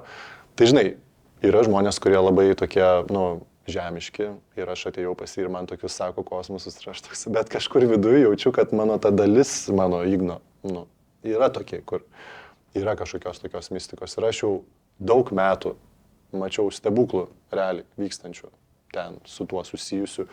Tai aš nežinau, kaip tai padaroma. Čia, žiūrėk, dar paprasčiau duosiu. Mano žmona pagimdė vaiką, kur gydytoja sakė, aš ateinu, sakau, žiūrėk, ar realu, kad per 5 minutės atsidarytų kaklelis gimdos. Sako, šiaip ne.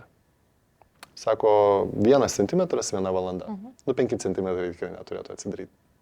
Bet aš prieš 5 minutės išėjau ir sakė, kad 5. Aš ateinu po 5 minučių, sako 10. Tokia klauso manęs. Tai žodžiu, taip atsitiko. Jo. Tai sako, vadinasi gali. Šiaip negali, bet jeigu atsitiko, taip atsitiko. Stebuklas. Tai va, tai aš gal tokios ir mistikos, ir stebuklo tokio matau, ir aš, žodžiu, mano tam protui ir tokiam, kur aš yra tik taip ir ne kitaip. Tai mane laužo, daužo, kad pamatyčiau, kad yra vis tik tai visaip. Ir tie stebuklai yra, ir jie egzistuoja, ir taip gali būti. Ir yra tokių žmonių, kurie taip gali ir mato, ir pasako žmonėm. Bet labai daug lemia tas toksai, žinai, priešinimasis. Aš nesutinku. Nesutinku ir darau. Tai va, aš nesutikau. Ir ten buvo gal 6 metai tokio daužymosi, eina savo etapas. Bet paskui aš padariau, ką jisai sakė. Ir žinok, viskas atsitiko. Ir va tai, ką tu dabar matai, va kas dabar vyksta apie tai, apie ką mes kalbam, yra iš to, kad aš vis tik tai galų galę kažkas sako, ką daryti, tai tu labai klausai į ateitį. Mes nebekalbam apie tai, nes aš jau žinau, ką daryti. Ir man galbūt pačioj pradžioj tie etapai buvo tokie, kad tie tokie masiniai didžiuliai klausimai, ką čia kaip daryti. O dabar mes tiesiog draugaujam, bičiuliaujam, aš žinau, ką aš turiu daryti, aš šiandien darau, ką aš turiu daryti, ką aš noriu daryti. Ir jeigu man kyla kažkokių klausimų, aš pasiklausiu. Bet turbūt atsakymai tuos, kuriuos aš gaunu, jie nuveda į tą patį, kad aš vėlgi ten savim abejoju, kažko nepadarau ir ten bandau permesti atsakomybę. Ir kad jeigu nori, tai pamėgink. Nes tame etape, kai aš norėjau tiesiog mesti sportą, buvo etapas. Kai aš sakiau, tai aš jau ten planavau į statybės, man atrodo, išeiti. Arba čia svarstėm, kažkodėl aš šitą vietą įsivaizdavau, kad įdomiai, kai mes dabar šnekam apie ją. Kad jisai sako, tai gerai, tai gali eiti išmėginti tą nuo 8 iki 5 darbą. Gal tau patiks. Žmonėm tai tikrai pasiseks, kad jie turės tave savo kompanijoje. Ir aš šitą pastatą įsivaizdavau, nes aš šią paskaitą kažkada vedžiau. Ir aš toks, sakau, aš gerai, lieku treneriu, eisiu daryti. Tikrai sunkus etapai, tie kritimo nuopolio etapai, kai viskas lysta iš po kojų, vien tik tai dėl to, kad tu neprisėmė atsakomybės už savo veiksmus, kad tu, nežinau, jau kažkur ten prieš 2 metus pradėjai šitą kelionę, priimdamas sprendimą ir tada atsitinka, 2 metai tu turi laukti, kankintis ir viskas atsitinka ir tu supranti, kad, buvo žiauriai gera pamoka, bet aš nebegaliu atsikelti, atsistoti, man yra labai sunku. O viskas, ko reikėjo, tai reikėjo tiesiog paklausyti išmintingo žmogaus patarimo. Coachingas sako kitaip ir beje, jeigu taip, tai žinai, pas tėvą nueini tėti. O tėvas labai išmintingas, priskaitęs knygų. Ką man daryti? Tai jis arba patarė, arba jis pasako kažką, arba kažkokį klausimą atsako, arba kažką tau užduoda klausimą ir tada tu, tai nei jis astrologas, nei ką, bet žinai. Tai mes turbūt visuomenė, gal nežinau, kažkaip čia taip atsitiko, kad mes neinam ir neieškom tų žmonių. O aš turėjau tą tendenciją eiti ir klausti ir man atsiuntė ir Vaida Kurpienė, ir ten tokia Olga Bramo kažkada buvo mitybos specialistė, tada Tomaža, Vasanta. Ir man atsiunčia tokius žmonės, kurie 30 metų, 20 metų yra savo srity profesionalai, ekspertai, o aš toks pasipūtęs egoistas, aš ateinu pas juos klausti, jie man pasako ir aš sugebu dar kvestionuoti juos, žinai, neturėdamas tokios įpratystės. Tai mano etapas buvo apie tai. Tai šitame etape aš dabar mokausi juos išgirsti, išklausyti ir tiesiog nieko neklausiant nueiti padaryti. Tai, ką jie sako. Pavyzdžiui, kaip mityba mano, aš tiek daug metų nesimaitinau, nors mano mokytoja sakė, bet taip padarysi ir viskas įsprendžia. Ir cukrus nereikės, ir to. Tu čia šūdas. O ką jis tau sakė padaryti, nes man tai atrodo skaitant, kad tu ten viską nuo pat pradžių gerai darai. Tai įsivaizduok, darau, man pavyksta, bet kažkokio gilesnės ekspertizės nėra. Bet aš ką supratau, kad aš jeigu noriu gilintis dar labiau, tai aš tada turiu įgyti tą kvalifikaciją, o jos aš nenoriu, tai nėra mano. Tai aš turėjau eilę metų dar išsigryninti, kad aš nenoriu tapti mitybos specialistu. Arba eilę metų, kad aš nenoriu tapti ten, kokiu, žinai, ten, kažkuo. Nu, tai o atrodė, žinai, kad bet žmonės ateina ir ten labai, labai paprasta. O, tai tu padaryk taip ir taip. Man padėjo, bet tau nepadės. Ir keletą tokių situacijų buvo, kur kažkokius patarimus davė žmonės girdžiu ir sako, tai tu va čia nukreipai mane, o aš priaugau 10 kilų, kai turėjau numest 10 kilų. Tai kas čia atsitiko? Ir tada aš kažkaip šalia to greičio, labai daug to tokio nesuvaldymo. Tai dabar aš jau turiu ir gydytojų savo komandų, ir osteopatus, ir astrologas, ir psichoterapeutas. Ir bet kuris žmogus, mes su juo kalbam, aš išsigryninu. Tai mano vadybos užduotis išsigryninti, išgirsti, ką žmogus sako ir tada jį nukreipti. Turint komandų, jūs paprastai. Kaip tu teko girdėti tokių kažkokių feedbackų iš žmonių, pavyzdžiui, kurios tu nukreipi pas tą dvasinį mokytoją, kaip jie priema, nepriema, kaip jie reaguoja, tarkim. Nukreipti pas mitybos specialistą atrodo taip paprasčiau. Pas dvasinį mokytoją aš nekreipiu nieko, nes pas mane žmonės neteina, Ignai, aš noriu ten dvasingumą. Ne. Ir aš niekaip nejaučiuosi kvalifikuotas. Bet jis, kai išsigrynini, išnekat ir tada pagalvoji, kad... Tai žmogus ateina ir sako, žiūrėk, aš norėčiau man ten, bet tokių, kad kažkas ateitų, man dvasinis kelias aktualus, ne. Tai čia, nežinau, ant vienos rankos pirštų galėčiau pasakyti. Labiau jis ateina apie tai, kad mano gyvenimas šūdas. Ką man daryti, arba aš nežinau, ką man daryti, arba aš neturiu savo paskirties, arba ten, žinai, santykiai blogi, arba lyga, iš kur čia ta lyga. Ir ateina pas mane ir kažkurioje vietoje aš klausiu ir suprantu, kad čia šitą gali išspręsti gydytojas, nes tu realiai to ar to nedarai. Tai jisai nueina. Nu, žinai, yra 100 milijonų durų. Tai aš turiu pradėti nuo pirmosios, tai pasižiūrėjus, ar ta, okei. Šitą, okei. Čia ne šitą buvo. Einam į antrą. Bet šito išsisprendė žmogus sveikas. Tai viskas, fainai, hi-fi ir jisai gyvena toliau. Tai va taip aš jų klausinėjau, juos kažkur nukreipiu ir kažkuriame etape jie ateina ir aš suprantu, kad aš padėti jam negaliu. Tai aš tada turiu žmogų, aš pasinukreipiu ir jis ateina ir jisai gauna ten realizacijų ir ten eina ir padaro. Ir tada jam pavyksta ir jisai visą gyvenimą dėkingas. Bet man už rekomendaciją, o žmogus padarė savo darbą, nes aš dirbu su tais, kurie yra savo srity, patys geriausi. Aš negaliu kažkur siūsti. Tai per laiką turėjau išsigryninti, kas tie patys geriausi. Bet mano suvokimu, nes kažkas sakys, mano suvokimu patys geriausi. Bet yra žmonių tokių kaip aš, užsispyrusių, netikinčių. Gal aš toksai buvau labiau. Ir jie tada nedaro. Ir tada toliau kankinasi, tada eina toliau kažkur kitur klausia ir galų gale ratas apsisuka ir jie grįžta ir sako, tu baitais, žinai, man reikia nueiti. Tai kantrybės šitoje vietoje reikia. Bet žmonės ieško. Ir ypatingai šiai dienai žmonės labai daug ieško. Ir kadangi pasiūla yra didžiulė, tai jie ir ieško kažko, kas turi tokį, filtrą padaręs ir atskyręs.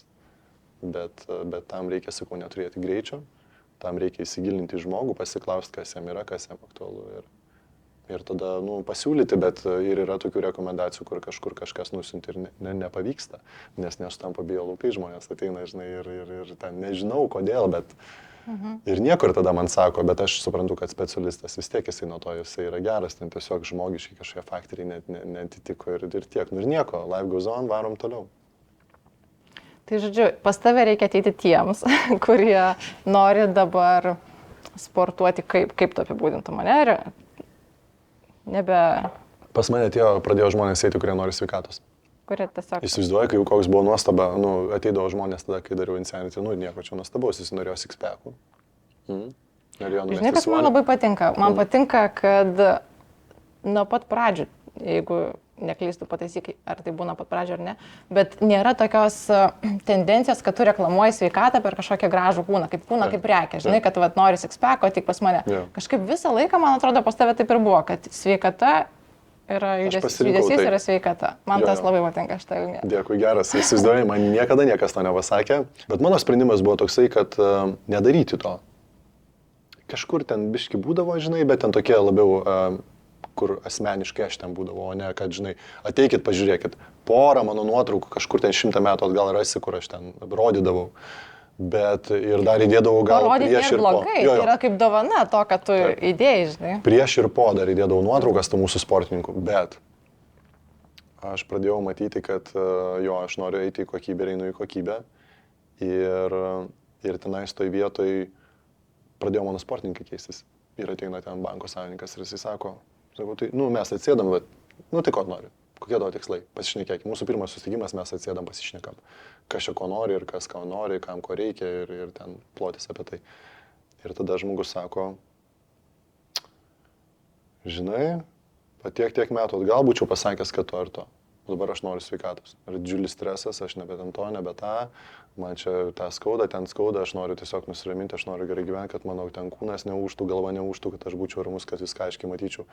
Nu, tai tai gerai, tai ir aš tada žinau, ką reikia daryti, tada mes pradėjom sportuoti, tada tas sportas, jisai toksai po truputį tas krūvis auga, taip kaip mane Tomašas mokė, ten jisai auga, kažkurioje vietoje įsijungia dienos režimas, kažkurioje vietoje įsijungia ten paskaitos, seminarai, dar kažkas ir tada žmogus ateina į kitų savo tikslų, svajonių įgyvenimo, ten nusiperka namą ant jūros kranto ir dar kažkaip fainai gerai gyvena tą, apie ką mes pakalbėjom ir kuris irgi kažkuriame etape nuėjo pas tarkim, Vasantą išsigryninti. Ir dažniausiai žmonės jie žino, ko jie nori. Bet per tą greitį, per tą visą triukšmą jie neturi kada, atsisėstų čia ateini ir taip per valandą, 2-3, taip labai aiškiai, taip tokie, žinai, išsirašo, ko jie iš tikrųjų nori. Ir tada jie pamato tą viziją, eina jos įgyvendinti. Tai vat pas mane ateina žmonės ir pastaruoju metu visi, kurie ateina, jie visi sako tą patį, aš noriu sveikatos. Tada mes išsiaiškinom, kas yra tas aš noriu sveikatos. Ir tada po to, kai jie pamato, kad jie jau gyvena, sveikesnį gyvenimo būdą, jau sportuoja, jau mažiau tas stresas leidžiasi, jie tada vis tiek ten, klausyk, bet ten, ką čia man dar padaryti, žinai. Ir tada mes pradedam kalbėti apie dienos režimą, tada, o čia aš noriu to. Jisai atsiranda ir aš suprantu, ir čia net nereikia svaigti, kad žmonės to nori, nes vis tiek yra nuo daug metų atgal paformuota tas vaizdinys, kad ateini į sporto klubą, tai vyras taip turi, žinai, o moteris taip turi. Ir tada visi tokį vizualą ir turi galvoje. Tai dėl to aš gal ir nenorėjau skatinti to, kad toliau tas vizualas tęstųsi, todėl aš kalbu apie kitus dalykus. Ir ką, ir nieko. Ir žmonės tada supranta, kad nėra taip lengva tą dienos režimą sutvarkyti, nes sportas yra sportas. Tai sporto gali padaryti tik tiek.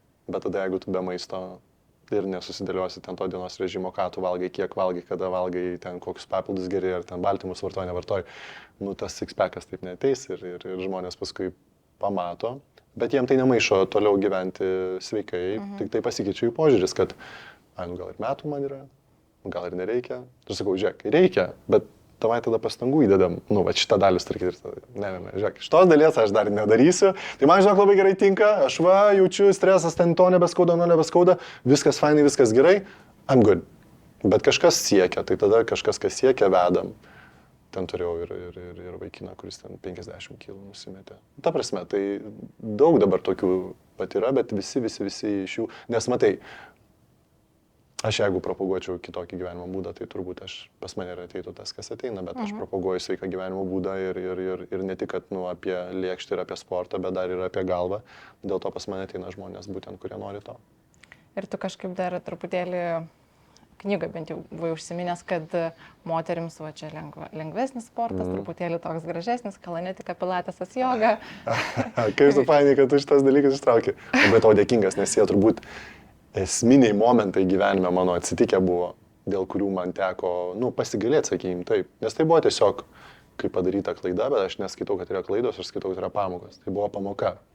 Kad aš parašiau šitai, aš sulaukiau labai daug dėmesio iš moterų, kurios labai supyko dėl to. Rimtai? Jo, labai daug. Ir aš tapau žinomas ten moterų, feministių kanaluose ir panašiai.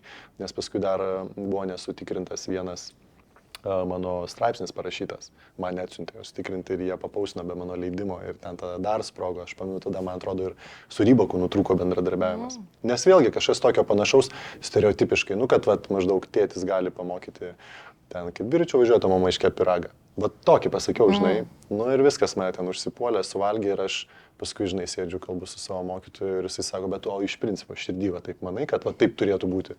Aš sakau, ne. Sakau, ta prasme, mano žmona yra tiesiog nuostabiai, jinai kokia yra ten tokia. Tai tu taip moteris negalvoji? Negalvoji. Tai labai panašiai taip ir buvo, bet dalis tiesos tenais yra, nes tu paklausyk bet kokio trenerio, kuris ten pasakojo kalbą, nulinė situacija, vyras ir moteris. Tai visų pirma, mūsų fiziologija skiriasi. Tai reikia ir kitokių pratimų, ir kitaip sustiprinti, bet kai tu padarai tam tikrą dalį ten skirtingai, jie kažkurioje vietoje susivienodina. Tada jau tik čia. Tai žinai, aš ten taip nuodugniai nepaaiškinau ir viskas, ir to užteko. Tai ta komunikacinės krizės, tai aš jų porą turėjau per visą gyvenimą. Bet kaip įdomu, nes aš kažkaip, aš nemačiau čia krizės, ta prasme, aš supratau. Aš sakau, kas atsitiko po to, kai tai buvo parašyta. Jo. Tai nors dabar dar kitaip yra, kad galbūt vyram iš vis trūksta to. Jo, tai aš kaip tik ir norėjau to ir klausti. Ar tu pagal tai kažkaip, kai ateina pas tave vyrai ir moteris atskirai, ta prasme, tugi neparenki pagal tai, kad va moteris, tai ten jom lengvesnė treniruotė, tu visai pagal kitką renki, žinai, tai kažkaip tą idėją tarp eilučių aš ir skaičiau. Ta prasme, tai vyram to labai netgi trūksta, va tą, kad tu rašai moterims labai tinka pilatesas, joga, kalanetika, vyram irgi. Vyram pakeli ranką ir iškart šonkaulių rankas aukštyn. Tai labai. Tai va, tai dabar, žinai, čia turbūt su amžiumi ateina daugiau tos patirties ir žinių. Ir tą, ką aš sakiau prieš 10 metų, jau gali būti labai stipriai pakoreguota. Tai ką aš pastebėjau, kad vyrai tikrai nėra lankstus, tai jiem daug darbo su tuo išeina, bet jie vis tiek turi tą, žinai, matymą, kad reikia užsikačialinti, reikia čia tų raumenų, nes tiesiog stereotipiškai. Ir jie iš sporto salės ateina, mato tik tai, kas yra daroma. Ir jie niekada gyvenime nepagalvotų apie tai, ko reikia. Bet štai jie papuola į trenerio rankas, jisai pradeda edukuoti. Ir tada supranta, kad man nereikia svorių. man dar iki svorių yra, eina savo kiek toli, man reikia čia va šitų visų. Ir, pavyzdžiui, aš turiu tikrai vieną vyrą, kuris ten didžiulės pareigas turi, labai daug žmonių pasidirba. Ir jis ateina dėl to, kad didžiulis stresas jam yra, didžiulis stresas. Ir jisai išsitampo, išsivaluoja, ten pasidaro, jisai ten tipo... Sako, Bakėjau, tu man daugiau nieko kito neduok, tik tai. Bet aš sakau, jo, bet žiūrėk, tau reikia dar ir čia, ir raumenų, ir to. Tai tas balansas. O moterim atvirkščiai, jos ir to daug pilates, ir tos daug jogos, bet jos taip, fiziologiškai gavosi, kad jos pakankamai lankščios ir viso to turi, dėl to, kad, ten, nežinau, vaiką pagimdyti reikia, tai jų taip kūnai sudėlioti. Bet jos visai, pameta tą, ir svorius pakilnoti, ir tos jėgos treniruotės, kur maždaug, aš ten būsiu, žinai, raumeninga, ten taip atrodys, tikrai taip nenoriu. Tai vėlgi stereotipiškai kažkaip. Tai va, tai reikia ir vyram kažkokios tokios edukacijos, čia, žinai, gydyti, negydyti, bet tokio edukacijos, tarkim taip. Ir moterim lygiai tas pats, ir kad jie, ir vieni ir kiti ieškotų balanso. O žinai, kodėl mano vyras taip mėgo pasistatyti? Sako, ten sportuoja ir ten nereikia galvoti, ten tiesiog išsitaškai. Ir aš jam pravedžiau pilatesą. Ir sako, man per daug galvojimo čia, man nepatinka tiek galvoti, kai sportuoja. Tai čia yra kalbama apie balansą, tai žinai, tai gerai. Jo. Kadangi tai yra svarbu, tai vieną kartą savaitę pilatesas, 2 kartus savaitę taškykis ir dar tada, žinai, kažkokį dviratininką ar ten irkluok. Turiu omeny, aš gal taip ir dėlioju. Dar įdomus faktas apie mane, kad savo sportininkus aš treniruoju, bet su tikslu, kad jie pas mane nebesportuotų. Įsivaizduoju, aš treniruoju, kad jis pas mane nesportuotų. Ir ką tai reiškia? Tai reiškia, kad jis sportuoja 3 kartus per savaitę. Tada aš... Skirtingus dalykus. Ne pas tave 3 kartus? Pas mane. Ai. Jo, pas mane sportuoja 3-4 kartus per savaitę. Tada aš vieną savaitės dieną iš savęs atimu ir sakau, tu dabar eini plaukti. Ir tada eina pas kitą trenerį, susiorganizuoja, plaukia. Wow, kaip fainai. Tada dar vieną treniruotę iš savęs atimu, dabar tu dviratį mini.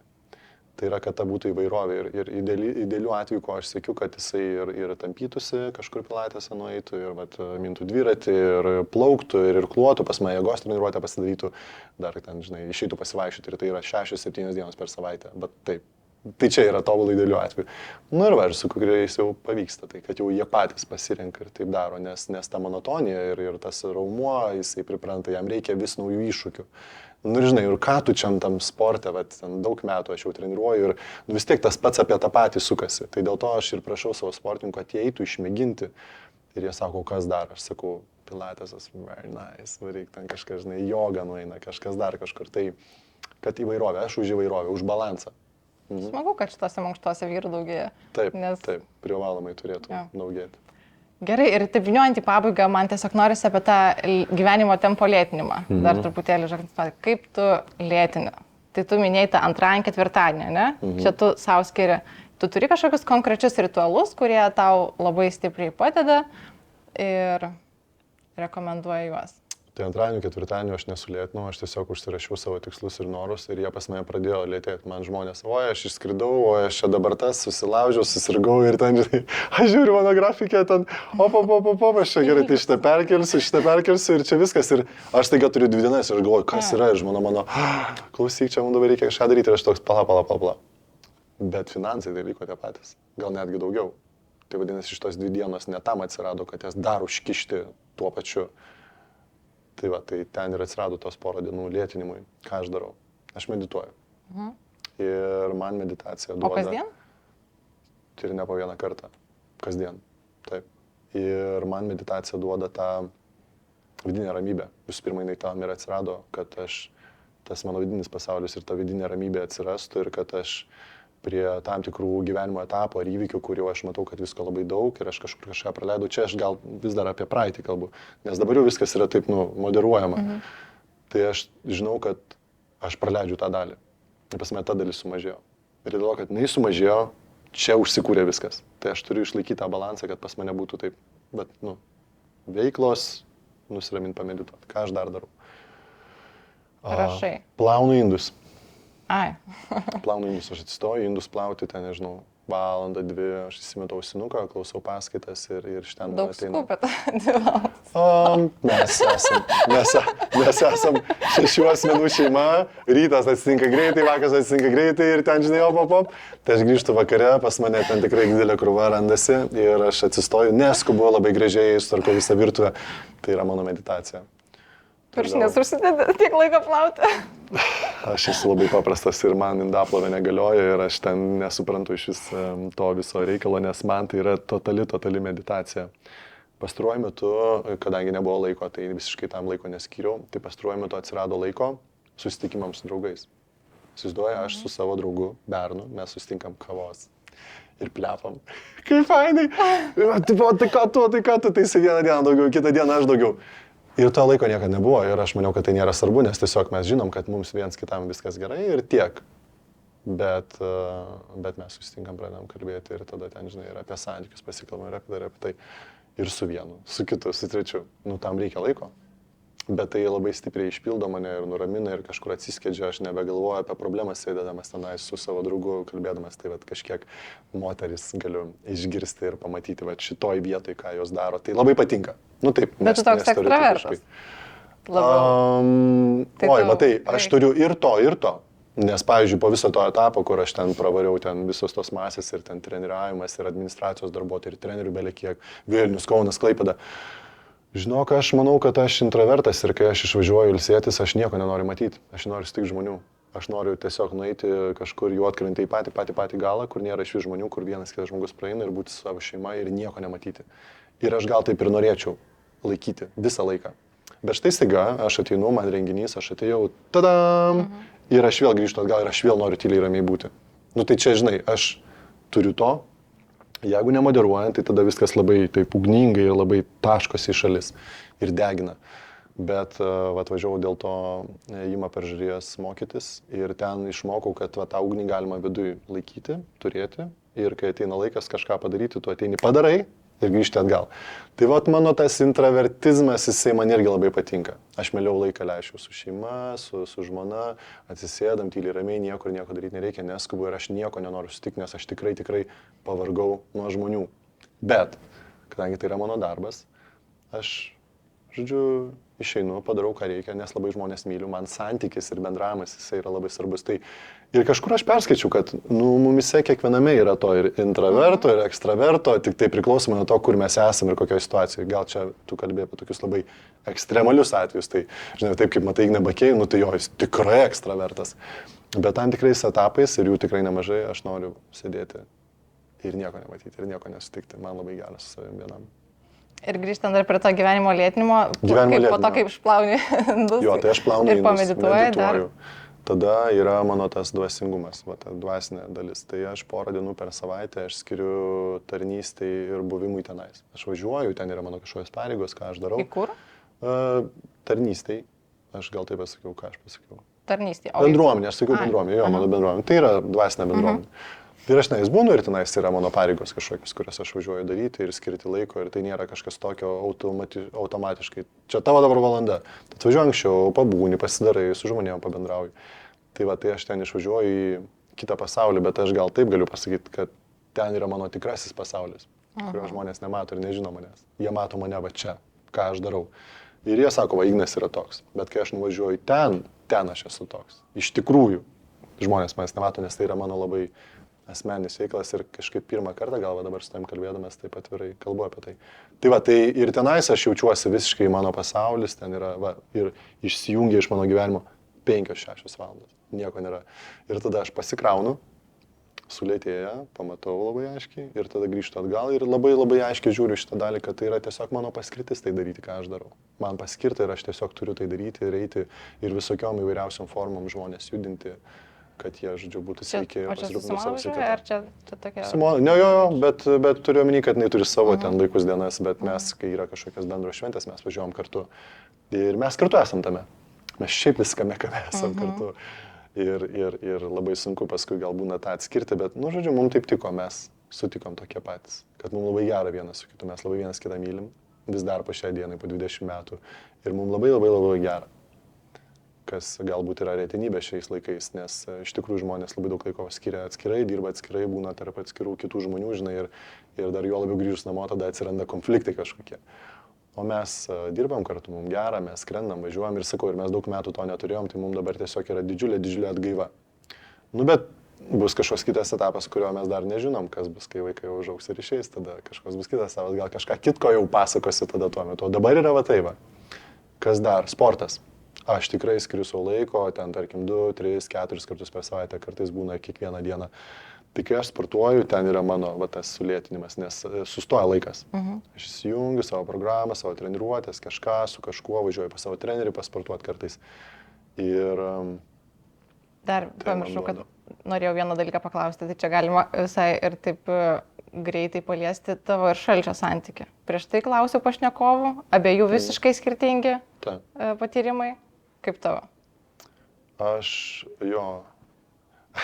pamenu mes Valanu, aš pradėjau vaikščioti į tą jaketę, nesveikuoliai davė. 3 niurkos išlipė ir išeini, ten maždaug tiek. Ir aš, Alanai, davai, varom, jūs eiktų, net nesvaigai. Tu gali patikėti, Alanas, keli tūkstančiai dienų iš eilės, kiekvieną dieną. Ir aš jam sakau, varom, jis tai eiktų, net čia ne mano, aš vis net nedlystų prie manęs, gal kada nors. Tai prisimenu šitą labai aiškiai, prie Žalių ežerų. Ir man tai darė, aš ateinu į tą dvasingumą, ne, tai yra mano širdis, aš toks gana kietas esu ir to pykčio dar atsinešęs, aš esu iššūkį ir toksai, aš to turiu. Ir staiga aš pradedu eiti tą dvasingumą ir ten viskas minkštėja ir aš mokusi paleisti, žinai, va toksai, tapti toksai. Ir tada nuvarau į vandenį, o vanduo jis labai kietina, toks struktūra. Ir aš, žinok, metus laiko pasimaudžiau tą eketėje, aš pasidariau labai, neįmanomas. Labai toks militaristinis pasidariau. Bet čia vėlgi žmonės gali priimti savo, bet aš čia pasakoju apie save. Ir man taip atsitiko.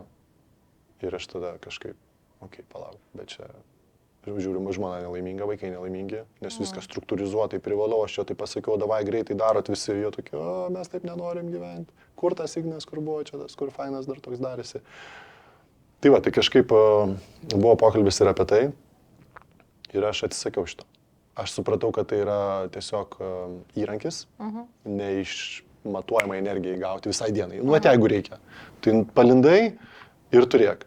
Tai aš ten būna ir pas Mindaugą vedu ir į vyrų kalvės stovyklas, nuvažiuoju į tėvo sūnaus stovyklas, ar ten vyrų kalvės akademijos ir ten vedu užsiėmimus, paskaitą, kokį rytėlį pašokam su vyrais ir tada varom išsimaudyti.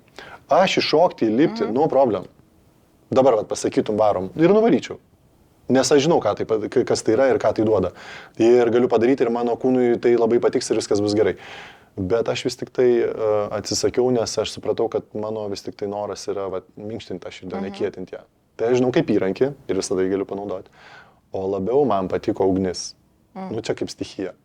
Tai va, tai ten gal dėl to ir išsiskiria. Tai bet tas vanduo kaip stichija yra labai labai galingas, todėl aš atsakau ir matau Alaną, ir Ignę yra, ir dar kiti žmonės, jiem puikiai tai sekasi ir aš tą galėčiau daryti, bet aš supratau, kad tai ne mano, ne man šaltyje.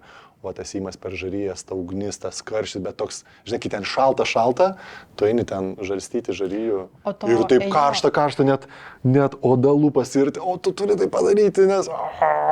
Tai va, tai man tas karštis gal labiau ir ugnis. To ėjimo per žarijas kažkaip labai stipriai nereklamuoju, ar tiesiog aš dar jo nepamačiau? Aš šiaip nieko nereklamuoju.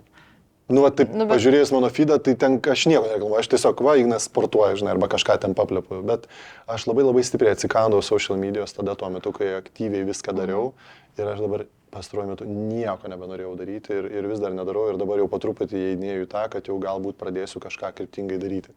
Tai jo, aš išsilaikiau ir įmonės mane susiranda, žmonės kalba, žinai, Vilnius nedidelis tas miestas, tai aš pastoju visą vasarą tuos ėjimus ir darau, beje. Bet jo, neafišuoju, nereklamuoju apie tai, kad aš va taip darau. Nu, va, pavyzdžiui, jeigu paimti Alaną, tai jisai, žinai, visą laiką ir tai jo yra akcentas, kad va, tas ledas. O aš to nedarau, nes galų galia tai yra gana sezoniškas reikalas ir aš vasarą šiaip turiu visokių kitokių įdomių veiklų, negu žinai, kad aš žinai, ką išmokau per tą laiką, užkišti kažkokiu vienu produktu visą savo gyvenimą. Tai aš kai tik pradėjau asmeninės treniruotės vesti, pas mane gavosi 16 valandų. Tai aš 6 miegu ir dar 2 kažką veikiu. Nu, tipo, ryte ir vakare, nuvažiuoti iki darbo. Jo, tai aš labai tą išmokau ir 16 treniruočių ir kas valandą žmonės ateina, aš ten net į tualetą neturiu kada nueiti. Tai aš taip 3 mėnesius pavyzdžiui sakau, ne, taip nereikia. Tai aš dabar mokausi neįkišti viso tiek daug, bet taip savo maloniai tiek, kad man būtų fain, kad vėl neužsikurtų tas ir dabar pavyksta tai išlaikyti. Aš žiūriu į laikrodį ir matau, kad mes čia galėtume plepėti tikriausiai ir dar ilgiau. Darom antrą laidą. Ir man klausant tavęs, iš tikrųjų, tai dar daugiau tų klausimų kyla, žinai, išgirdau ten, sakai, atsinešiau ten pykčio iš vaikystės ir man, pala, taigi visai kitaip, čia irgi dabar aš galvojau, kad yra, kai paskaičiau. Tai nebent, jeigu noriu apie tai kažką. Taip, žinoma. Matai, ką reiškia slėpti, turiu omeny, tai šitos laidos tokia mintis ir yra, kad bet kiekvienas treneris žmogus, jisai pats nuspręs, ko jisai nori, ką nori pasakyti, bet žmonėm renkantis su kuo sportuoti, kaip sportuoti, jie fainai, kad žinotų, nes tokių dalykų niekas nekalba ir tai neišlenda, o pyktis, jisai galvoju, iš kur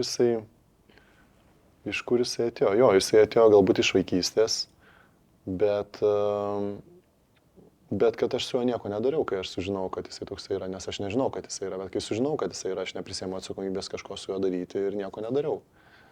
Bet aš jį vis mačiau ir jisai yra ir okei, man tai nebepatinka, aš to nebenoriu daryti, aš noriu, kad tai mažėtų ir visą tai trauktųsi atgal ir kažkaip ten galų galia vaikus auginant ir kaip jie auga, tai, čia visi turbūt taip gyvena. Ką reiškia visi, aš čia taip absoliutinu, bet ko neatsitinka. Ir man tiesiog nepatiko. Nepatiko tas santykis, ta būsena, bet niekada niekaip nebuvau mokytas, ką su tuo daryti. Ir suprantu, kad mūsų tėvai nebuvo mokytis to, ką daryti. Ir jų tėvai nebuvo mokytis, ką daryti. Ir toks užsisukė, žinai.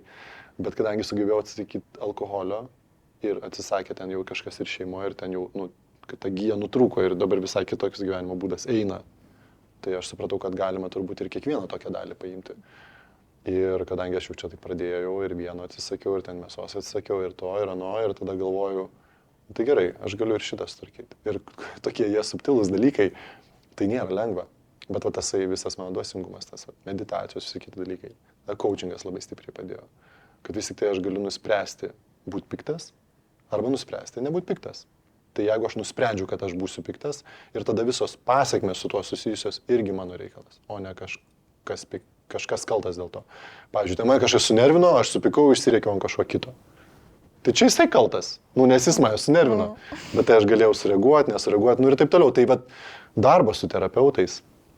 Aš iš tikrųjų gana nemažai turiu ir trenerių, ir terapeutų, ir čia dabar viskas, ką aš vardinau, kas yra, tai aš turiu po mentorių kiekvienoje srityje. Ir aš tam turiu skirti laiko. Jie duoda namų darbą, aš ten paskui gal pas juos negrįžtų porą metų, bet aš ten turiu ką veikti su tuo. Tai kiekviena ta sritis, apie kurią aš kalbėjau, aš ten dirbu su žmonėms, sėdžiu, kalbu, iš kur tai ateina ir tada mokosi su tuo gyventi. Tai ir atrodė, kad alkoholis, ten cukrus, dar kažkas, tai čia yra ten tokie sunkus dalykai pažaboti, bet kai jie jau ten pasižabojo, tarsi aš galvoju, taigi čia buvo 1-2 padaryti, o ten tokie subtilūs, gilūs dalykai, ten, žinai, paimti ir tą pyktį, jį transformuoti, kad jisai taptų naudingas, o ne griaunantis, žalojantis, tai nėra taip lengva.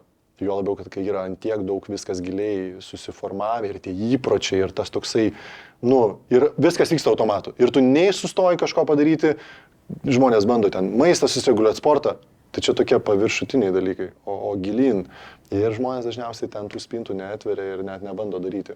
Tai nėra lengva. Ir galų galia dabar su tam sėdėti, kalbėti ir aš galvoju, ką aš čia dabar turiu pasakyti, ko čia nesakyti, žinai, kad paskui ten neatsitiktų tai, bet kad tai yra darbas ir aš dirbu su tuo. Ir dirbu su tuo, ar tai nėra lengva, nes visų pirma, galbūt tos pykčio pasiekmes visokių ir įspaudų palikę yra. Tai aš net neabejoju, kad ten, ką mano ten vaikai dar atsineša, ne? Taip, Ir paskui, ką jie pasakos, bet aš džiaugiuosi vien tik tai už tai, kad aš supratau, kad tai yra. Stengiasi. Ir aš net ne kiek stengiuosi, aš darau tai ir į tai dedu akcentą ir ten yra mano fokusas. Ir aš ieškau va tų būdų ir tada aš paskui ir knygos atsitinko, ir dar ten terapijos. Ir tada aš jau ateinu ir su vaikais sakau, žiūrėk, atsitiko taip. Tai atsitiko dėl to, kad taip. Ar tu supranti? Nu ir tada, kai su jais aš atkalbu, jie tada po truputį ten gal mažėja ta kažkokia žala. Nu, bet čia žinai, apie ką mes kalbam, ten kažkokie pykčiai, kivirčiai. Labiau apie tai kalbam, o ne ten apie kažkokius ten dar didesnius dalykus. Bet netgi ir tas pyktis, kivirčias, jisai jo irgi gali nebūti, bet mokykla neišmokė. Univeras neišmokė, nu galiu juos apkaltinti, bet ten, žinai, tėvai kiek žinojo, tiek perdavė, kiek nežinojo, tiek neperdavė, bet kažkurioje vietoje aš jau esu sąmoningas žmogus ir aš galiu pradėti su to dirbti, tai va aš tik kažkuriam etapę sugalvojau, kad, aš noriu ten pykti, tvarkytis, nes kol fizinis kūnas buvo nesutvarkytas, nu be šansų, kol sveikata nebuvo sutvarkyta su maistu, be šansų, tau net nėra net menkiausios galimybės tai susitvarkyti. Tada jau, kai pradėjau dirbti su savo galva, sąmoningumas ten ir viskas kažkaip taip pat nurimo ir tada pradeda lysti tokie, nu jau man atrodo, kad čia esminiai dalykai, bet jie tokie pamatiniai. Bet tada išlenda tokios gyvenimo dalis ar savybės, kurias reikia, pavyzdžiui, neatsakingas. O Dieve, mano, tai kaip dabar tapti atsakingu? Pasirodo įmanoma. Kas įdomiausia, iš kur ta atsakomybė atsitiko. Po coachingo sesijos, tos pirmos dienos, antrą dieną mums pasakė, kad mes jau turėsim vesti coachingo sesijas ir tai praktikuotis. Ir 100 jų turim padaryti. O kadangi aš jau sakiau, pas mane labai greitai viskas. 16 valandų per dieną dirbsiu. Tai aš staigiai prasivedu 40 sesijų per ten kelias savaitės. Ir aš sėdžiu ir girdžiu, pasikartojant žmonių dalykus, tą, ką jie sako.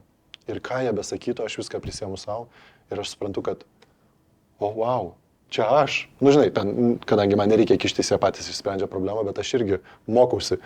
Ir aš girdžiu, ką jie sako ir aš tą sėdžiu, o Dieve mano, eina savo.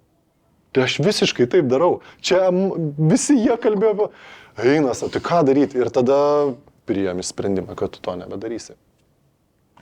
Žinai, ką aš matau? Kad tu turi dar labai daug ką papasakoti savo antrai knygai. Tai žinok, mes judėsim į pabaigą, o aš tau linkiu tą, ką viską tu jau sukaupi, tą savo patirtį ir tą, ką kaupi, dar taip tikrai labai gražiai įprasminti tais tokiais kūrybiniais darbais knyga, ne, online treniruotės, online mokymai, nes tu turi ką papasakoti. Jo.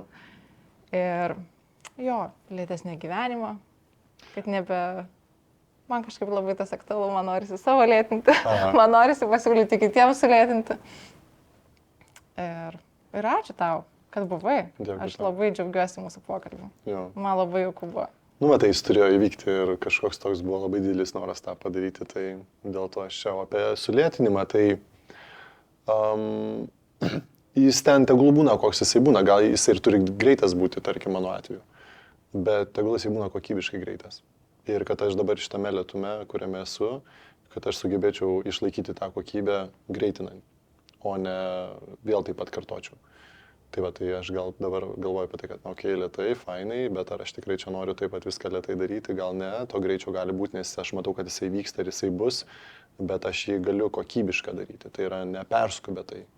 Lėtai, neperskubėtai turėti to greičio, bet kad jisai būtų efektyviai, labai gerai, ačiū tau.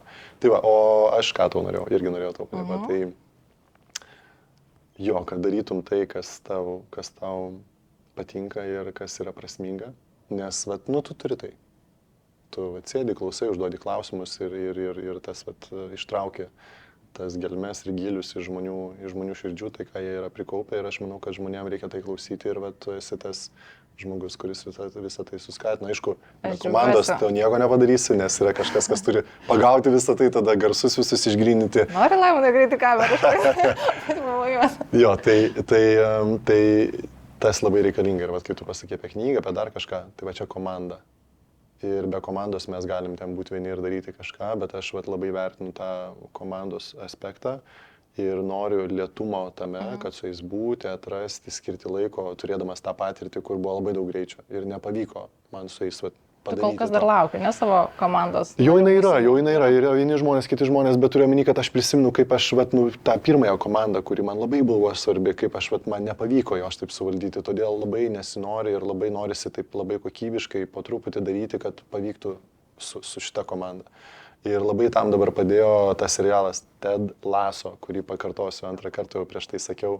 Ir jisai padėjo man pamatyti ir aš galvoju, kad o Dieve man, kodėl jis anksčiau nebuvo sukurtas. Nors mano draugai bičiuliai sakė, kad taip turėtų būti ta auginama organizacija, bet aš nesugebėjau sustoti, nes buvo labai daug greičio. Tai atsiradus lėtumui ir tarkim pažiūrėjus dabar tą serialą, aš dar kitaip matau, kaip aš noriu tą komandą auginti, kad jinai natūraliai, organiškai atsitiktų ir užaugtų. Ta, ką man ir seniai sakė, bet aš turėjau padaryti viską greitai, sudeginti viską ir tada dabar padaryti teisingai, nes potencialas tam. Aš labai džiaugiuosi, kad atsiranda tokių atvirų pašnekovų. Tai ačiū tau, Ignai, labai. Dėkui tau. Man atrodo, su tavim reikės antrą padaryti. O kol kas tiek. Ačiū.